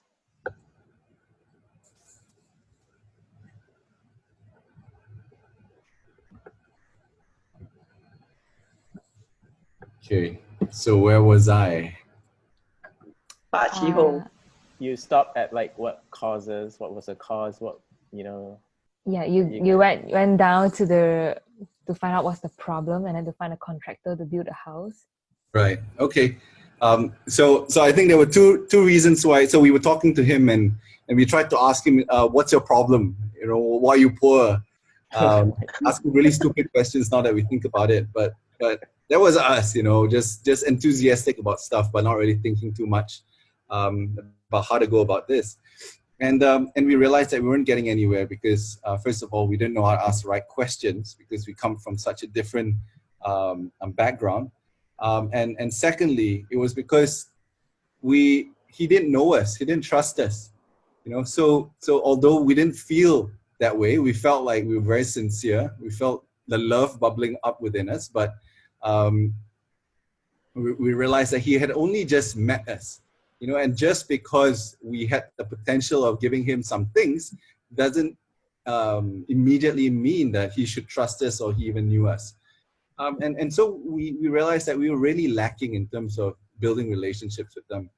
And so that was what changed our perspective towards this problem, you know. And so we set a challenge for ourselves that it wasn't about just building a house, but it was about building relationships at the same time as well. And so prior to this particular project, we had been to another Orang Asli village where we built a toilet and we painted some houses, and we got volunteers to build it and get involved in 2 days. And that was really, really a powerful experience because it really bridged the gap between the different communities. It opened up the eyes of our urban Malaysians towards this particular community that is that a lot of people didn't even know about, surprisingly. And at the same time, it was also very encouraging for the villagers themselves, because they were saying, who are all these people? I didn't know that I'll ever be able to meet these guys, and why do they care about us? You know, and so we wanted to create that sort of effect, but in this case, in building a house. And that was the reason why we then set a really crazy challenge at that point in time for ourselves. And that was, can we empower people who genuinely care? You know, not just people who are taking a salary to build the house, but people who actually want to do this because they care for the families that they build with. Can we empower them to build this house? And because it was about empowering ordinary people, then they don't have 2 to 4 months to build a house, which typically is the amount of time it takes to build a house for a family, at least 400 to 600 square feet. And so we said, can we do it in 3 days? You know, and so I think what was very helpful was the fact that we weren't experts. And so we really didn't know what we were getting ourselves into. But by referencing our experience in building that comes from IKEA and Lego, we thought that there is a possibility that we could make this happen. And so that was how Epic Homes was born. And so I think, long story short, the reason why I'm sharing this with you is because it worked. You know, where basically we work together with people like Pak Chi Hong. We bring together unskilled people, but people who are really excited to make a difference. Or maybe some people who are excited, but they don't know it yet, because we work with corporates as well. So sometimes people do get forced by their bosses. And they come together, and within 3 days, they build the houses that you see on the right. So those are just some samples of homes that we've built. We've had many iterations of that, but I think Rachel will go into that. And at the end of it, a family is provided with a home, a safe place, you know, a place where they can feel secure, a place that provides that psychological and physical safety. And it's a huge cost off their shoulders, where they can now focus on building their future instead of simply just trying to fight on a daily basis to survive. At the same time as well, the home stands as a physical symbol within the memory of the community as well, that they are not alone, that people care, and that amazing things can happen where we come together. And at the same time, it connects the community with the city people as well, where that is something that we've strategically put together so that resources can be injected into communities that often do not have that access. And right, so these are some of the things that we do in terms of our definition of providing safe homes. And at the end of the whole thing, then we also provide long-term assurance as well, which comes in warranties and even insurance as well for informal housing. So I think this is the first of its kind, in fact. And so at the end of the day, the purpose is, why do we mobilize volunteers to build homes with families? It's so that relationships can be built, so that we can develop support systems, so that we can facilitate the power of choice, restore dignity and self-belief.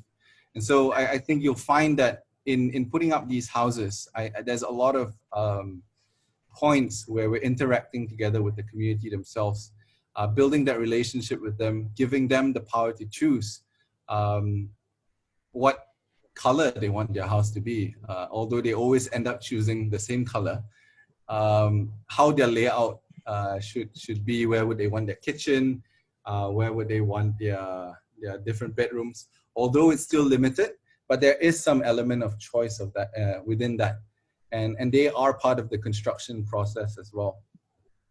And ultimately, it's to so that they believe in their own talent and capacity to make a difference within their own lives and the lives of others. Oops, sorry. So far, we have built 160 plus homes now. We were aiming for 100 this year, but of course life happened.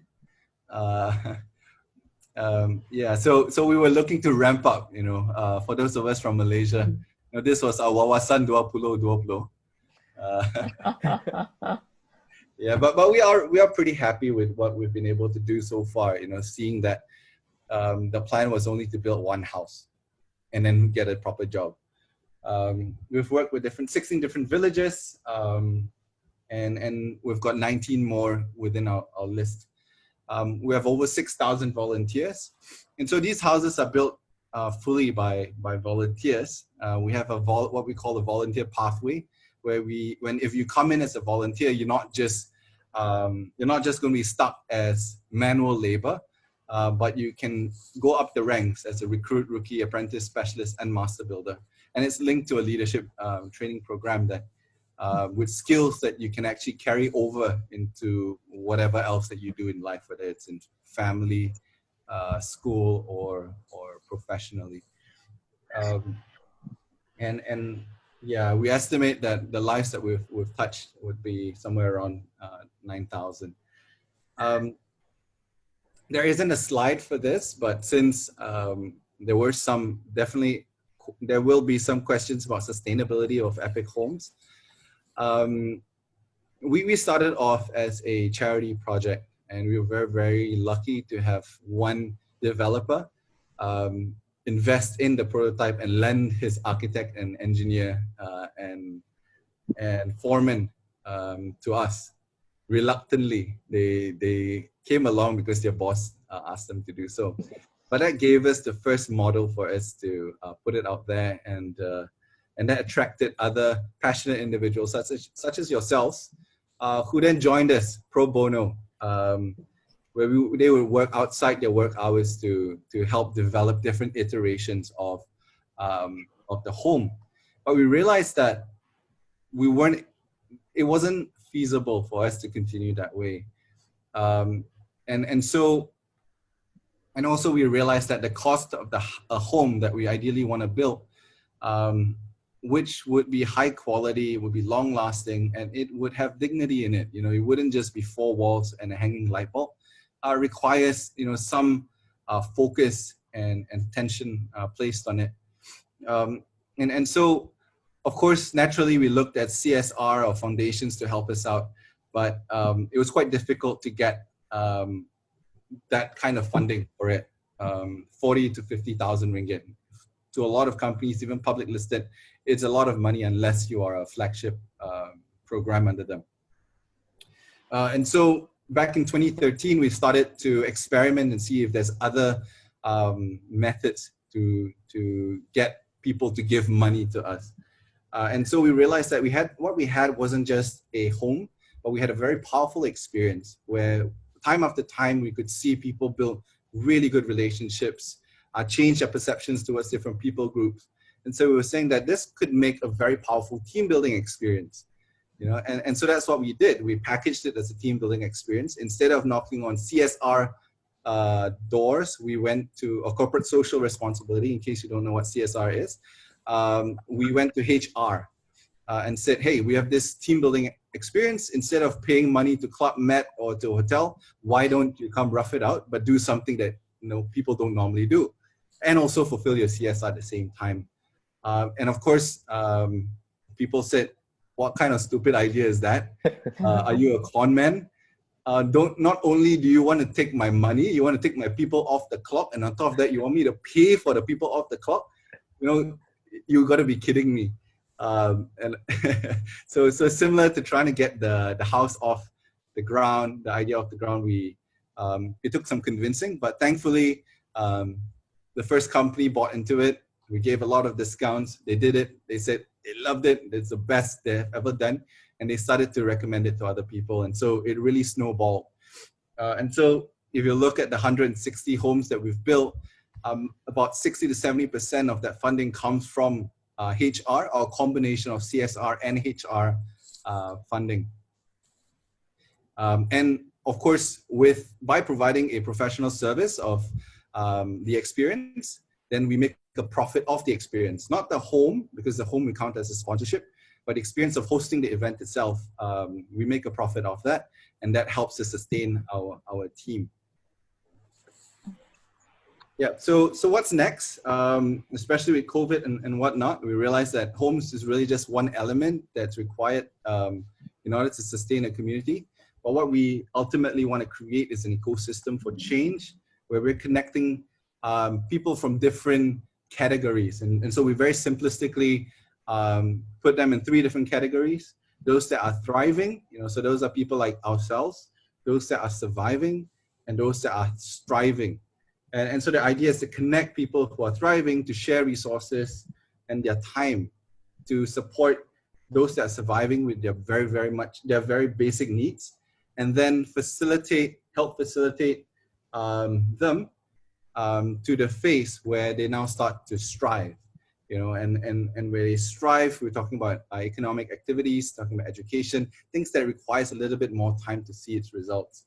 And then we facilitate increase in access to opportunities, where ideally they will then become people who are thriving. But it doesn't stop there. In our vision of being epic, an epic person wouldn't just end at thriving, but this person would continue to give back, hence creating that ecosystem. Some of the mechanisms that we've put in place is the Community Development Fund. The idea is that every builder that comes in after they've built a house, they're now emotionally and physically invested to their community. They usually ask, what's next? What do I do? What can we do? And so we're creating a subscription model where they can subscribe to the long-term development of the community to get them kick-started. And this is not a long-term solution. We're looking at a 5-year exit plan, but that money is also invested in, because that money is also invested in capacity building and job matching, and also entrepreneurship as well, where as they start to generate funds, generate their own income, a portion of that that was invested in them gets rolled back into that community fund as well. So it's a decentralized approach, where we don't have money just flowing to Epic, and Epic has to decide what happens in 869 villages across the country. But using our tech platform, you're able to you're able to really invest in one community and grow that amount of money that goes in there, and see where that what happens over there, and be able to come up with ideas that are unique to the strengths and the advantages of that community itself. So these are some of the things that has happened already. There has been entrepreneurship activities, there are job matching, and all of these things are speeding up like nobody's business because of COVID. And so you'll probably be able to see a lot more there. And ultimately at the end of the day is to really shift, and we already believe that they are not just beneficiaries, but I suppose is to shift that perception from beneficiaries to become active contributors, and to reach that state of self-empowerment. So that's a little bit about Epic Homes, but a huge part of making it work comes from the design and the design process as well, which I'll pass over to Rachel. Before that, can I do a time check? How much time do we have? Perhaps another 15 minutes. Okay. Oh, great. Okay. Maybe I can share my screen. I can take over from you. Sure. Yeah, then I can click through easier also. Okay.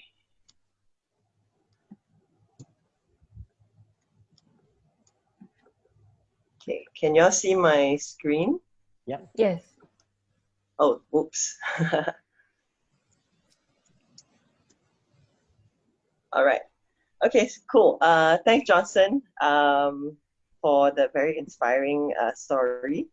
I'm Rachel. I lead the design and innovation team. So I'll just walk us through a little bit about what we do, particularly with Epic Homes. So if you are not familiar, Epic Homes actually follows a modular design housing system. If you saw the pictures that Johnson shared, it's actually steel frame. So the sizes and all that are catered to volunteer man labor, where it's not like you have cranes, you have big trucks and all that to actually move items around. So let me just go into it. So for the design process, we always very crucially start with engagement, asset mapping, and co-design. This part is the most important because here is where we actually develop the final look of the house. Originally, Epic Homes, the houses that you usually see in photos, those houses are quite standard, but layouts and all that are still able to change. So when we go into a village, or when we get invited into a village and when we meet the families, one of the first things that we do is to actually map out the condition, to understand what's happening within the community, whether or not a house is actually even needed. Sometimes we go into communities and we realize that actually water is what is most urgent, not even housing, when they don't even have access to basic water. So here is where we do our engagement and asset mapping, understanding the culture, because in each different village there's different cultures, there's different organization, whether or not the leadership organization is strong, different authorities also would contribute to how the project will follow through in the coming months. Co-designing, part of it is where the families actually get involved with some level of the modular design. So the modular design intention is for the families to be able to join in, to be part of the decision-making process. And this is very important because we do want to inject dignity back into housing. You're not just receiving a house as a handout, because that's one thing Epic does not believe in. That's why we have all of these upskilling and pay it forward programs. So the community actually very actively gets involved with the design and building at the later stages as well. After that, of course, documentation and procurement. Something we do very differently for the documentation is that if you see, we actually use a lot of unskilled volunteers.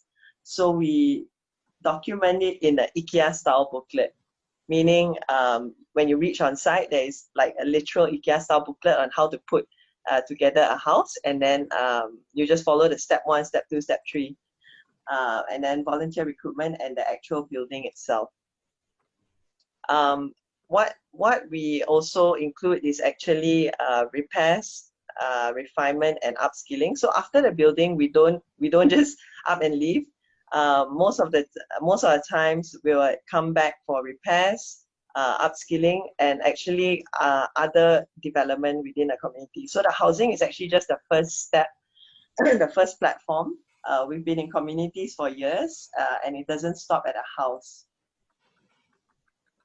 So one of the reasons why we got into modular housing design is actually because of the houses that we see existingly available. If you've seen PPRT housing, you know it's a copy-paste, it's a standard one-size-fits-all, and particularly for rural PPRT, it's concrete. It's basically a concrete box, doors and windows standard, built by grade F contractors, and a lot of times it's not suitable for these transitional orang asli villagers who actually find it very hot. Sometimes electricity is not even connected. You have fan, you have lights, but there's no electricity. So the concrete house ends up being this really, really hot oven. So from this kind of PPRT rural housing, we actually engage very heavily with the orang asli communities to find out what is a suitable method that we can find middle ground in. So for PPRT also, they have a lot of requirements. You can see that they have to fit this family size 6 packs and above, and so families who are starting out, you know, a couple who has 1 kid or is expecting a second child and things like that, even though they're living in very tight conditions or very unsafe conditions, they're still not qualified for PPRT housing. And even the PPRT housing itself, the quality is actually not very safe. A lot of the work is not done very well. Yeah, there's just some pictures that when we go into communities, this is what we document. So we ask ourselves, is there another way to look at designing a house that we can actually create a house that over long term is actually even repairable and expandable by the communities themselves. Hence why we went for a modular system. These are the families we usually design with. So depends on the community, depends on the houses. You're looking at 5 to 10 packs per house. Usually it's medium to large family sizes, and there are a lot of them are odd job workers, so they work 6 to 7 days a week. I think one thing Johnson maybe didn't touch on is the reason why a lot of the houses are actually in the state that it is because if the parents are working 6 to 7 days a week, they really have no time or no access time or resources to work on their own house. So that is one of the things that we find quite prevalent in the families that we meet. This is the standard design of the houses. It's very straightforward, and we also follow the minimum sizing. So for example, we have 3 module, 4 module, and 6 module house, and it will depend on the size of the family or whatever that the family, say if the family of 2 that wants to have kids, then we make sure we plan ready for that. So again, modular blocks. And this is how the booklet looks like. So the idea is that we want to empower anyone to be able to build, including the Orang Asli themselves. So when you look at this, it's very visual. There's very few words that is actually required. So when we build together, it's actually, it's not a barrier. You know, it's not like, oh, we are the architects, we're the builders, and you are the beneficiaries, but we actually do it together and we figure things out together. Some of the houses Johnson shared already. So these houses adapt through time. Like Johnson mentioned, we have been working with the Orang Asli for 10 years. This one here is actually the first house I myself got involved with, which is house number 6 in 2012. It's a 3 module house. And you can see over time it developed, even the designs developed based on our feedback from the Orang Aslis and our own advancement of the material choices and building methods.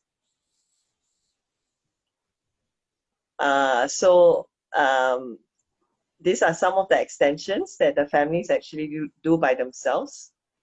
So I want to highlight the structure is steel, but we make sure that other components are actually timber, because when you go into rural, you don't exactly have a lot of electrical tools that can help you drill into steel and things like that.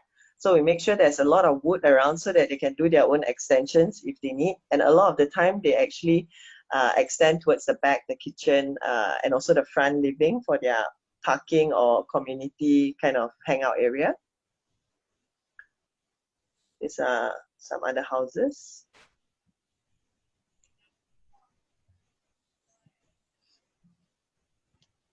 Yeah, this one is pretty cool. This is actually very rare to find now. Like Johnson mentioned, we are actually working in a lot of transitional Orang Asli villages where they are no more living the nomadic lifestyle and actually have lost a lot of this skill of the traditional way of building houses, which is actually something we hope to work together with them to try to revive. But this one is a work in progress, because nowadays even finding artisans who are working in this kind of building style is very difficult. We have to travel quite far to look for them, and usually they are working on their own. or have a very small team, so it makes it very difficult to actually produce this more I don't know, more widely available. So who gets involved in the design process? Actually, like Johnson said, pro bono. I know pro bono, the word itself is very sensitive to people. But actually a lot of people have stood up because they found that this way, or the way that we look at design, is a little bit more different than the standard way. And people actually find a lot of value in learning about how to do design from a very grassroots level. So a lot of students come on board, professionals come on board, firms come on board, and we actually work together. Like for 10 years now, I think we've Johnson mentioned this before, we've worked with at least 50 over students and professionals to work on the house itself. So one thing, like I mentioned at the beginning of the design stage, is that we have to make sure that the design process is very open and that the local communities themselves take charge. And so they have a lot of ownership over the house, and it's not just, oh yeah, Nicholas is right here. Oh. Hello. Yeah, so we make sure that the local communities are very involved in the design, and we try to renew or revive the design through every iteration process, and we make sure we get a lot of feedback from the locals on ground. So these are some of the collaborative work that we've done. We've ran public workshops with general public, where Nicholas was involved as well, where we work together with the Orang Asli community, whether it's with a particular family or the entire community itself. We bring in professional students, and we try to use strategies like, using modeling and drawings and all this to communicate and try to facilitate equal discussion on the design. These are just a few people, very, very few people that have came through our doors. And actually one thing that we really wanted to highlight is actually the collaborative effort in the design. So this was one of the first design workshop that I hosted, where we called public to come in to work together with us for 3 months to design, to co-design a modular house together with 2 families. And this was very interesting to show that collaboration is very important, because one of the groups, so we have 2 groups, one of the group was fully architecture background, so architects or students who were in that group, and the other group were actually a mixed bag of architects, graphic designer, interior designer. And funnily enough, the architect group was the one that took extremely long to finish, to get to milestone points of their design. And the other group actually was far exceeding in terms of speed because of, I don't know, maybe it's, I don't know the psychology behind it, but I just thought it was something very interesting to bring up, that actually collaboration is very important in this kind of design process. So through the design process, we don't just design, we build as well. So these are just some of the design teams together with the families that we design and build with. Yeah, let me just go. Yeah, so so these are all, if you think about this, these are all very zoomed in, where it's talking about one family and one house. But actually, what is the larger purpose? What is the larger goal? And so we started thinking about how can we make the design process of the design and also the house, having a safe house, actually something that is a dignified process. Especially, with the Orang Asli, we see the realities of them losing access to safe home and resources. They're living a transitional lifestyle where they're being pushed out of the jungle, and there's really a lack of available options. There's only PPRT housing and the other NGOs such as ourselves who come in maybe by chance even. So one of the things that we're trying to push through is actually this thing called the Home Empowerment Catalog, where we are trying to bring in, or we have already brought in Pam. Pam is Pam is our partner in this, along with the Jabatan Kemajuan Orang Asli, the JAKWA, and also the Jabatan Perpaduan Negara and Integrasi. So it's the social well-being department under the Prime Minister's department. So JAKWA is under that department, and we are working together to try to actually increase. One is the suitability of the design, because as you know, PPRT is a concrete box, and we don't think, along with our Orang Asli friends, it's definitely not suitable for the lifestyle and the location. And also affordable housing, and that they have a choice in the type of housing that that they actually receive, instead of just copy paste one brick house to everybody. So this home empowerment catalog, the idea is to actually widen the access of housing designs, to make it to actually rethink our affordable housing, especially in a rural setting for us, because that's where we're focusing on the type of options that we are having at the moment. And to actually try to tie in not just the government, but also private and public to get involved in this process.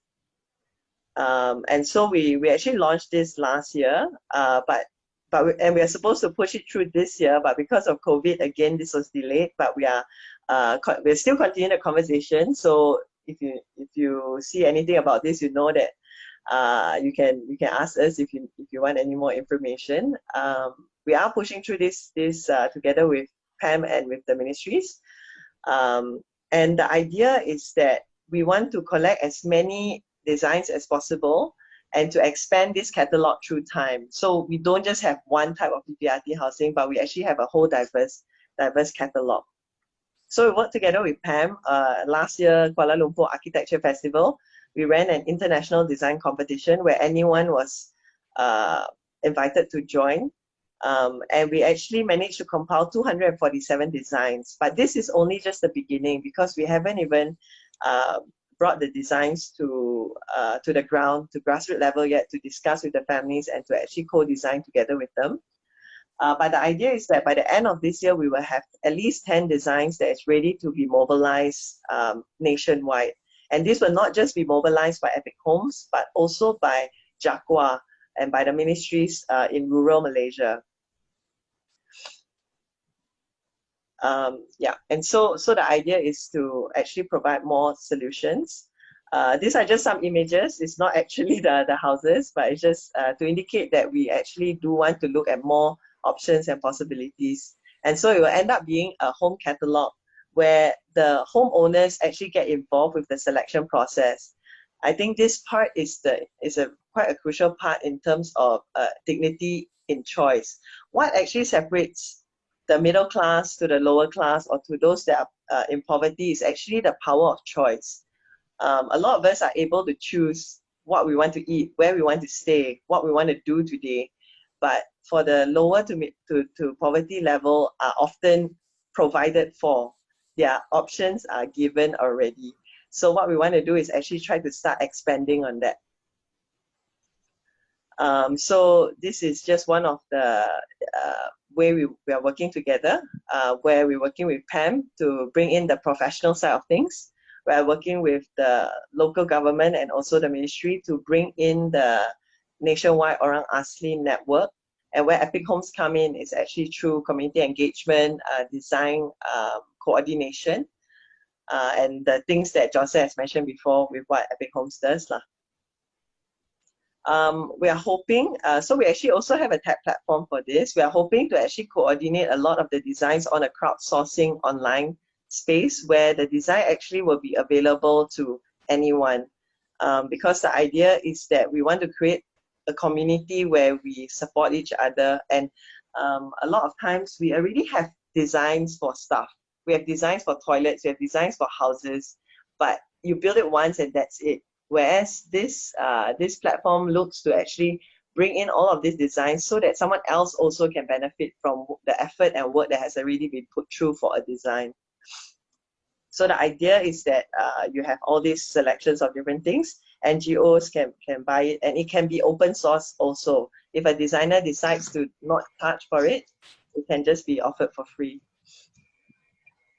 So bringing in the government and bringing in PAM and bringing in professionals and all that, we're actually looking for a nationwide level of policy change, where we are proposing to expand the selection for rural PPRT housing.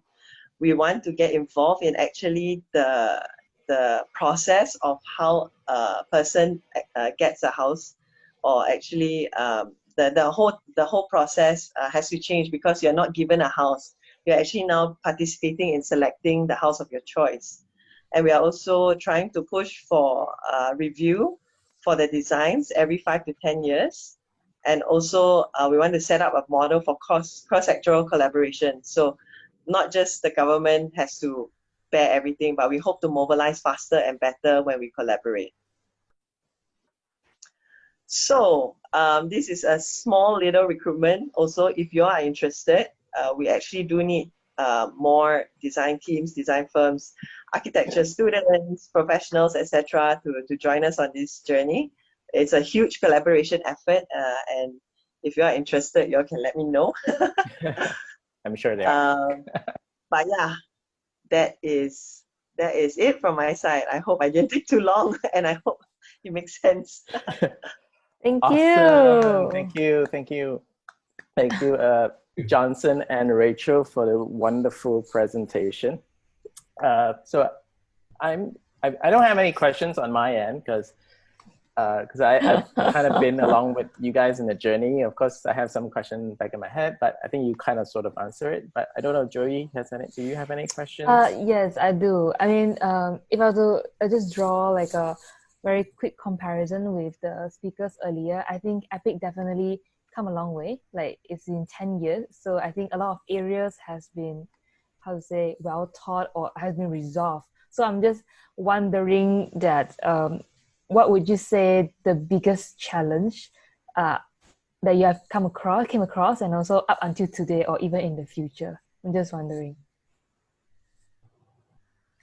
Johnson or Rachel? Yeah. Rachel, you want to go first? Perhaps still a lot of challenge, maybe just one. I'm just curious. I mean, there's a lot of challenges. I guess since I was talking about the home empowerment catalog, one of the major challenges is, I think we all know, working with government is a little bit tough, especially with Jakwa or like with Orang Asli. When our government changes so often. Sorry? Especially when our government changes so often. The issue, like, because Jakwa is actually one, so in government agency, you have different level of staff. And Jakwa actually is one of the easy entry points for people to get into the government system. So a lot of people go into Jabatan like Jakwa to actually climb the ranks to go into other departments. Okay. So what happens is we see a huge change in leadership. We always have to reiterate and get black and white, because we have to make sure we do the entire pitching again. Like, do you have to do the entire pitching? Yeah, so when the next person comes, you're like, hey, no, the last person already signed on it, you know. So that's one of the challenges I face personally. I see. I think also related to, I think what Clarissa asked earlier, saying that dealing with a lot of stakeholders. Clarissa, you want to, was it the same? I have so many. In relation to this particular line of questioning, do you find any, pressure from perhaps the people in power for you to change direction or compromise what you really want to do? In the beginning, I'm not sure about them changing our direction. Perhaps yes, there will be attempts from different political parties to put a flag on our work or claim credit to it. But I think that can be resolved, I think, in two ways. One is to establish ourselves and our own reputation and our own brand, and what we stand for in the eye of the public. And two is for us to be very gentle about, and gentle and firm about the values that we stand for with these guys. I think it's almost like building our own leverage as well, you know. So if we are nobody in this whole thing, then it's quite easy for them to take advantage of us. And that's why a lot of time was spent like building up our own resources and network with corporates, with public funders, so that when we come to the table, we have something to offer as well. And I think that has helped mitigate such awkward moments where we're forced to compromise.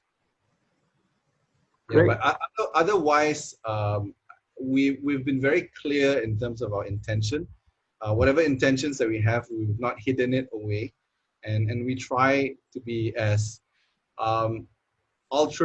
altruistic in that sense, but in a way that is that can be that different people have the opportunity to join us on. And so ultimately, like it's almost like the government or people who may have their own agenda. It's quite hard for them to also turn us down as well, because it just makes them look bad.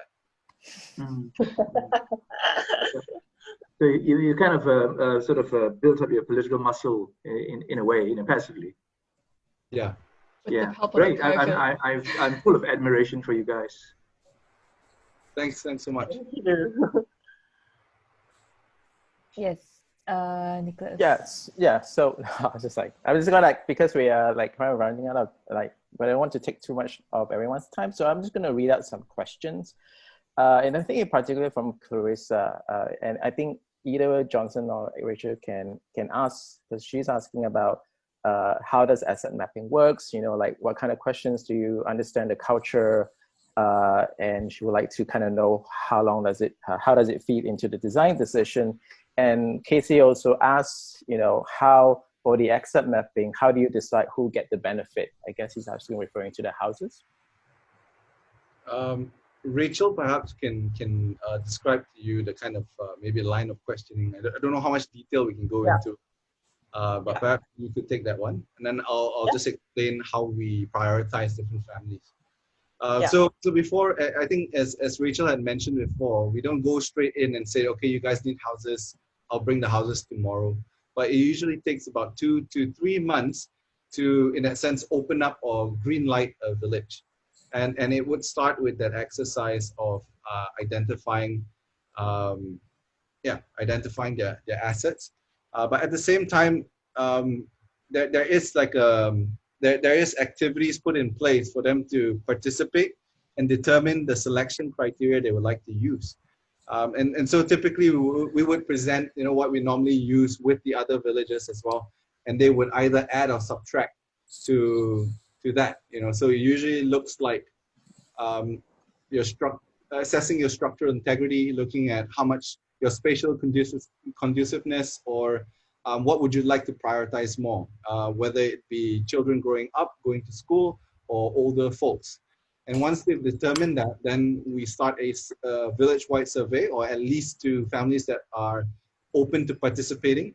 One criteria that they need to agree in participating in this program is in being part of the paid forward program. And that's building 3 houses in return for their 1 house. And so if they are agreeable to these things, then we carry out the survey, that there's a point system that we'll put to it, and that would generate a list. And this list is then presented to the village again, and then it will be up to them to shuffle it based on their reality on the ground.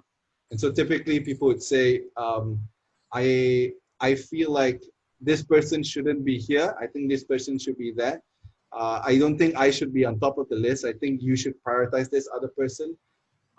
Or this person shouldn't be there at all because he's actually trying to cheat you. And then the guy would say, okay, just trying, and then they kind of agree and sign off on it. And then we green light the village before any funds is committed to it. And then we start building one at a time. But you'll find that the moment you do the first house and we bring 30 builders in there that falls in love with this village, it snowballs pretty quickly. see. Yeah. So maybe I can touch a bit on the asset mapping side of things. So when we go into a village, number one is we don't go into a village. People have to either invite us, or there has to already be a middle person involved. And I think that actually builds on, like Johnson mentioned, 2 to 3 months to build trust. Actually, we already usually would have a middle person who already is quite involved in the community before we even go in. So that helps us a lot, because you already get to know some basics before you go in. So then when we go in, we actually are supposed to go in neutral. So we have this group of people called the Pathfinders. They go in neutral because the idea is that, yeah, okay, Epic Homes build houses, but that's not just it. We actually need to know, do you have water? Do you have toilets? What's the condition? What's your job status? What's the land title? Is this land even yours, basically? And all this basic information, sometimes we find out that people have certain skills that they can actually bring on board as well. And so this is the asset mapping process. We have a whole document about 15 pages long that we actually work through together with the family. So it's very, very detailed. I don't think I should go into it, but it basically maps up everything on the basic level. We talk about infrastructure. We need to know whether lorries can go in. What's the accessibility? Things like that. The basic items. So when we have that document ready, it will then be put into our database, and from there we will slowly start the prioritization process, and that process is at the end of the day fully the community's decision lah. We don't get involved with that because that would be very dramatic. For one, we make sure the community actually decides on who gets the houses first. We have our criteria and we have our requirements, but they ultimately decide the priority list before signing off, and then we start the next stage of the process. Who come up with the system, do you mind ask? It sounds very organized, there's an asset analysis and etc. Was it a think tank behind, like a collaboration effort as well?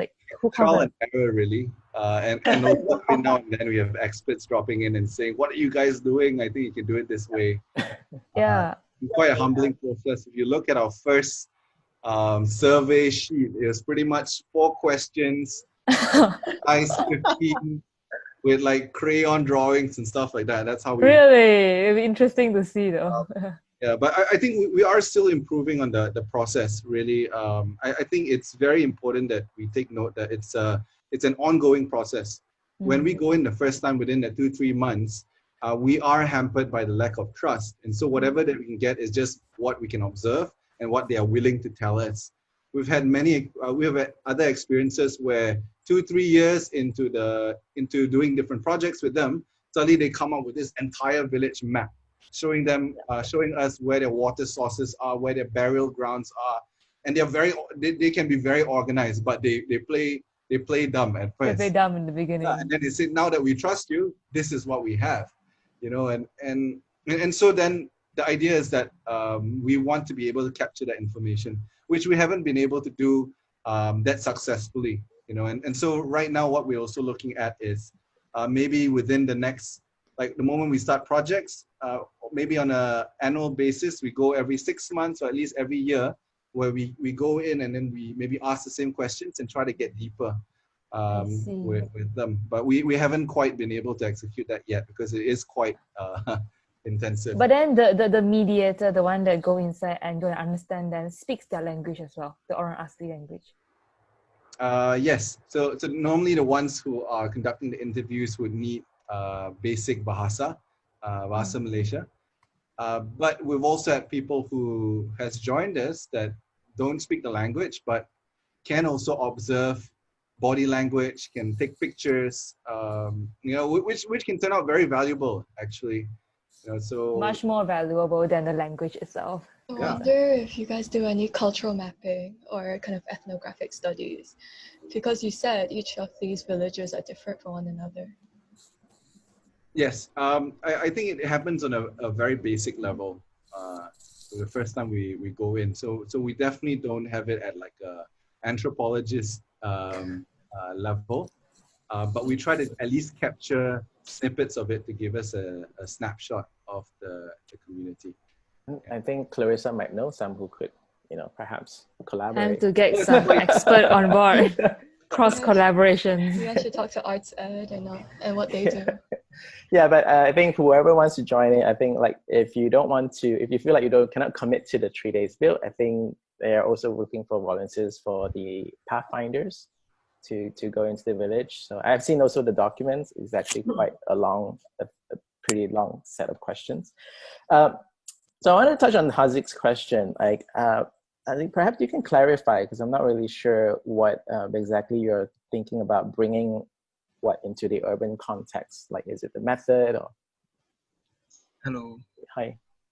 Sorry, I can't turn on my video. But basically just wondering, like, if you've thought, because I think I remember from quite a few years ago, you guys did kind of try to do a public space in Subang. And kind of, because I think the most kind of unique selling point of Epic is how it's running its projects, right? Linking up the funding and the people getting involved. I'm just wondering whether you've thought how this can be implemented in the urban context. So you can take it from the approach of whether it's for homeless, whether it's for refugees, whether it's for the urban poor, or you can also look at it as, providing space that we generally are lacking, like the third space, public space, which I think you tried to do, but I'm just not sure what the progress has been on that. Yeah, maybe I can plug in on that. So what we shared today is actually Epic Homes. So Epic Homes is our specific program with Orang Asli, but actually Johnson shared the earlier slides where there was Epic, all the different kind of Epic, and one of the components is Epic Communities. And actually all of the different parts of Epic came from Epic Homes, the process that we used and everything. And so Epic Community is actually a community developer. So what we do is we look at communities regardless of just Orang Asli. We actually look at urban context. We look at, even PPRTs. We look at semi-urban, and we actually try to replicate the Epic Home design process into different settings. Example, Subang Jaya, where our focus actually as a community developer is to make sure development happens based on what the community wants. So a lot of community engagement, and again, similar to Epic Homes, asset mapping and things like that, it happens with Epic Communities, which is our community developer arm.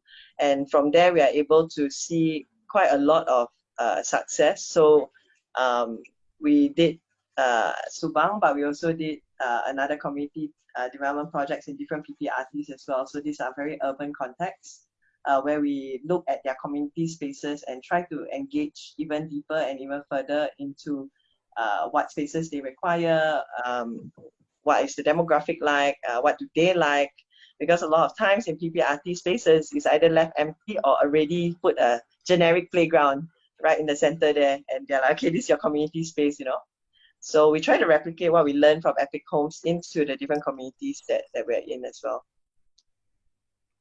Yeah, there's been a number of projects since the Subang one. Unfortunately, we couldn't see through what we had tested because of some restrictions. And I suppose it goes to answer one of your questions earlier as well. When we work in rural areas, the reason why Epic Homes could exist in Malaysia is also because there's a lobang, or there's a hole in regulations, or lack of or none. And not to say that we're irresponsible about it, we're trying to push the standards and be responsible in a rural setting. But then when it comes to urban areas, then it becomes a lot more regulated, and it takes a lot more time, so there's a whole issue about residential or commercial land, and so we're still trying to create models that would be able to maybe cut between those things, because funding is definitely an issue. But meanwhile, we have been able to work with the municipal, with town councils, especially MPPJ. We've done a number of projects with them, including putting up a community library in a PPRT flat. We also put up a toy library in this other place near in Damansara Idaman.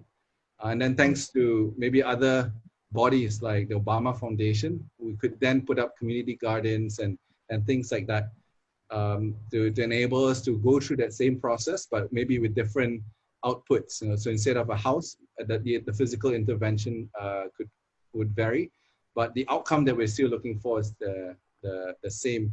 So we have been able to make some headway, but it's still not as smooth, obviously, as Epic Homes yet. But I believe that there are actually a couple of opportunities that we're looking at, which I think you'll probably hear about real soon. I'm really hoping that those things come true so that we can really show successful models that can be replicated in the future. Are you selling those lovely homes of yours aggressively, commercially? The 600 square foot ones? We are not selling it aggressively, but we have sold it commercially to a couple of people. You know, so I think we have the increase of the tiny home movement, and also we have this movement of people going out to buy their own land and build their own houses, and even wanting to get involved in building their house as well. And so the outcomes that you see with an Epic Home is based on whatever budgets that's available to us. But we have since worked with other clients with larger budgets. So we've done like slightly over 100,000 ringgit house. We are now working on a 500,000 ringgit house using the same building systems. And so there are a couple of people that has taken it commercially. But very soon we are putting together a catalog, not the home empowerment catalog, but another catalog that we hope that people can just buy off the shelf. Okay. Yeah. Would you be interested in getting one? Oh yeah, it's very affordable. Yeah, I'm just half joking actually. Yeah, because it really is affordable. Yeah, let's say 150 for one. I could buy two for 300 and build a lanai in the middle of it and plonk it in a plot out in the country, and you know it's just like what 400 for a simple country home sort of thing. Yeah, that's workable. Oh yeah, and we're looking to integrate like off-grid systems as well to it. So yeah, rainwater harvesting, filtration, those sort of things. Oh, awesome. So Gary, you have one question that I am not exactly sure. You asked about awareness of certain group of people. Can I get a clarification on this, Gary? It was supposed to just a joke lah. Okay. But joke aside, I'm curious how does the Epic aware about the other group of people? Like how do you guys scout about the other privileged groups? Is it through a certain group of people or friends to know about the community that you guys are keen to help with? Yeah, I think in kind of echoing what Rachel had mentioned earlier, a lot of it is via recommendations by people who know people. You know, so that's how we normally get around. But I suppose how we get involved with perhaps the urban poor or refugees and whatnot. I think the social impact circle in Malaysia is pretty small. And so every now and then people do call for attention and say, hey, why don't you go and do this? We try to be as focused as possible, but you know, at the end of the day, we're set up to make a difference, and we do the most that we can do. And then that's how we end up with working with these other people groups as well. Yeah. I just wanted to follow up because I think, you know, even though we are trying to not depending on government too much, but there's always some assistance from government where, you know, because government, they do have this kind of body to check, like register ID, IC, you know, they do have this kind of data perhaps can help with you guys to tracking down certain group of people that it's not aware within your radar, you know. So I'm not sure if that maybe can help with you guys to look out from there, because you know registration, like the birth certificate or whatnot. Maybe that can help with that. I'm not sure.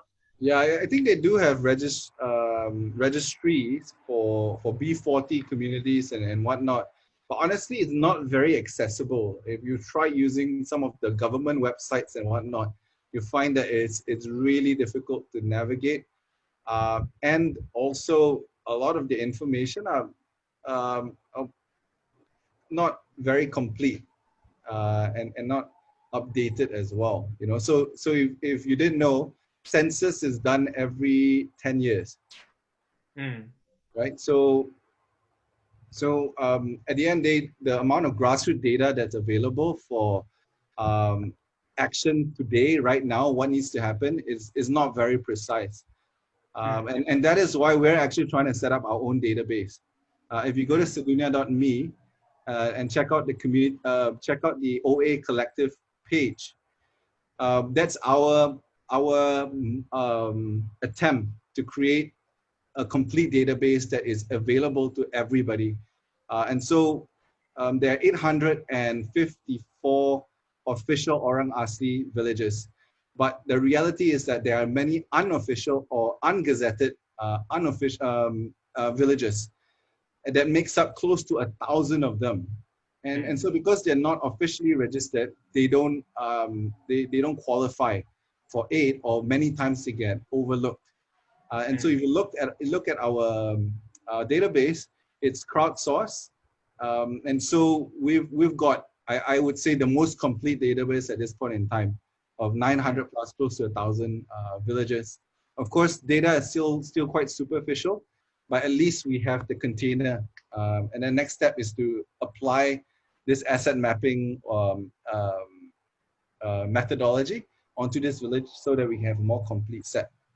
Thank you so much. I really appreciate all the efforts and time that you guys are putting up together to this. And apart from that, I'm not sure, maybe you guys can look up into how to preserving the local culture and knowledge, because I think Julia Watson compiled together one book called Low Tech. Maybe you guys can check it out. It's compiling the indigenous knowledge of how Orang Asli preserving their farming, preserving their fishing knowledge. You know, those are things that are very incredible, with a lot of things that we can learn from Orang Asli. So looking forward for the catalog. I'm really looking forward to that. Thanks for the effort. Sure. Could you help just write the reference that you just made? I would really like to read up on that. And just to kind of respond to that, I think that's definitely our goal. At the end of the day is empowerment. It's bringing dignity back to them. And I think that we take the role of facilitators to kind of listen to them, what they want. Yeah. Ultimately is to empower them so they themselves can preserve their own culture, and also choose to how they want to evolve their own culture as well. Because I find that sometimes as city people, we have this romantic idea of how people's culture should be. You know, so we always keep them as a purist, like you must be, you know, the Ulu, Orang Asli, you know, anything that looks slightly modern, you think it's been diluted. You know, but I think that at the end of the day, it's for them to decide like how they want to evolve as well. But unfortunately, they're not in a position where they can control that narrative. But from a housing design standpoint, with the catalog that we are creating, by making it modular, not only are we able to achieve economies of scale with certain suppliers and material suppliers, but we could also create industries as well. And so by making it modular, we also make it possible for vernacular design to take place. You know, so the bamboo, the atap thatched roofs, you know, those things can actually fit into the design itself. You know, so it's almost like we could end up doing the frame, but then we can advise the community that you can go and find this nearby bamboo, you know, put it in this particular dimension and be able to just plug it into this particular housing system. And that's what we're hoping to see as well. And it's something that the government wouldn't want to see, to be very honest, but we're trying to slip it inside. I hope there's no government spies here. Yeah. I said, it's an option. You know, Yeah, so exactly. That's not part of the government concern. They don't care about it. So this is the book. I think it's very interesting to look at. They actually So they actually compile all the technology. So yeah, long story. yeah. Anyway, we So can catch up long next time. story. So Gary runs a podcast on XYZ on Spotify. So I think he really wants to interview with you, so we can discuss the whole shebang. No, actually, I always wanted to invite Epic because since last time I actually joined the Oral Asti competition, so I thought they are actually doing something very cool. Why you keep on stealing my speaker over to your podcast? Can I charge right now? But I think we are gonna run out of time, so I'm gonna let. But thank you, Johnson and Rachel, and of course, Knut, if you're still around. Sorry for the extended session, but I think thank you so much 3 hours for being here. Yes, thank you, Nicholas, for that. Yes, I would like to just spend another 5 minutes, I hope 5 minutes, just to do a bit of thank you post and appreciation. So again, thank you, Knut, and thank you, Johnson, Rachel, for your amazing sharing.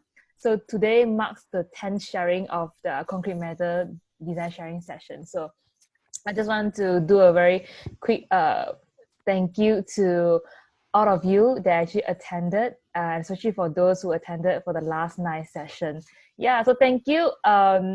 Those who are joining us from the beginning, those are the part of the 9th person, Ji-Ying, Sue, Chloe, Casey, Joanne, etc.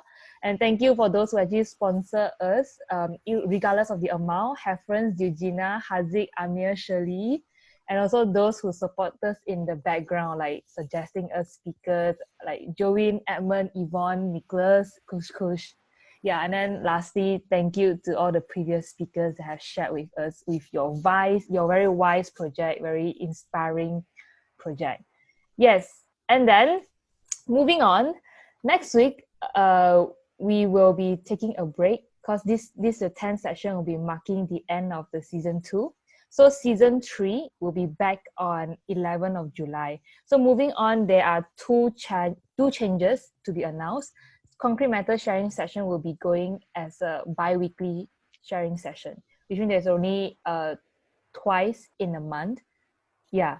So reason because lockdown restriction is more of the country has been lifted and movement control really relaxed. So most of us will be going back to the normal routine. So perhaps making it bi-weekly will be more flexible on you guys' schedules as well. So another announcement to be made is running by the same group of people, Concrete Matters also partner with another learning initiative called Baca. It's named after the Malay words means read. It's an online interactive reading club on Discord.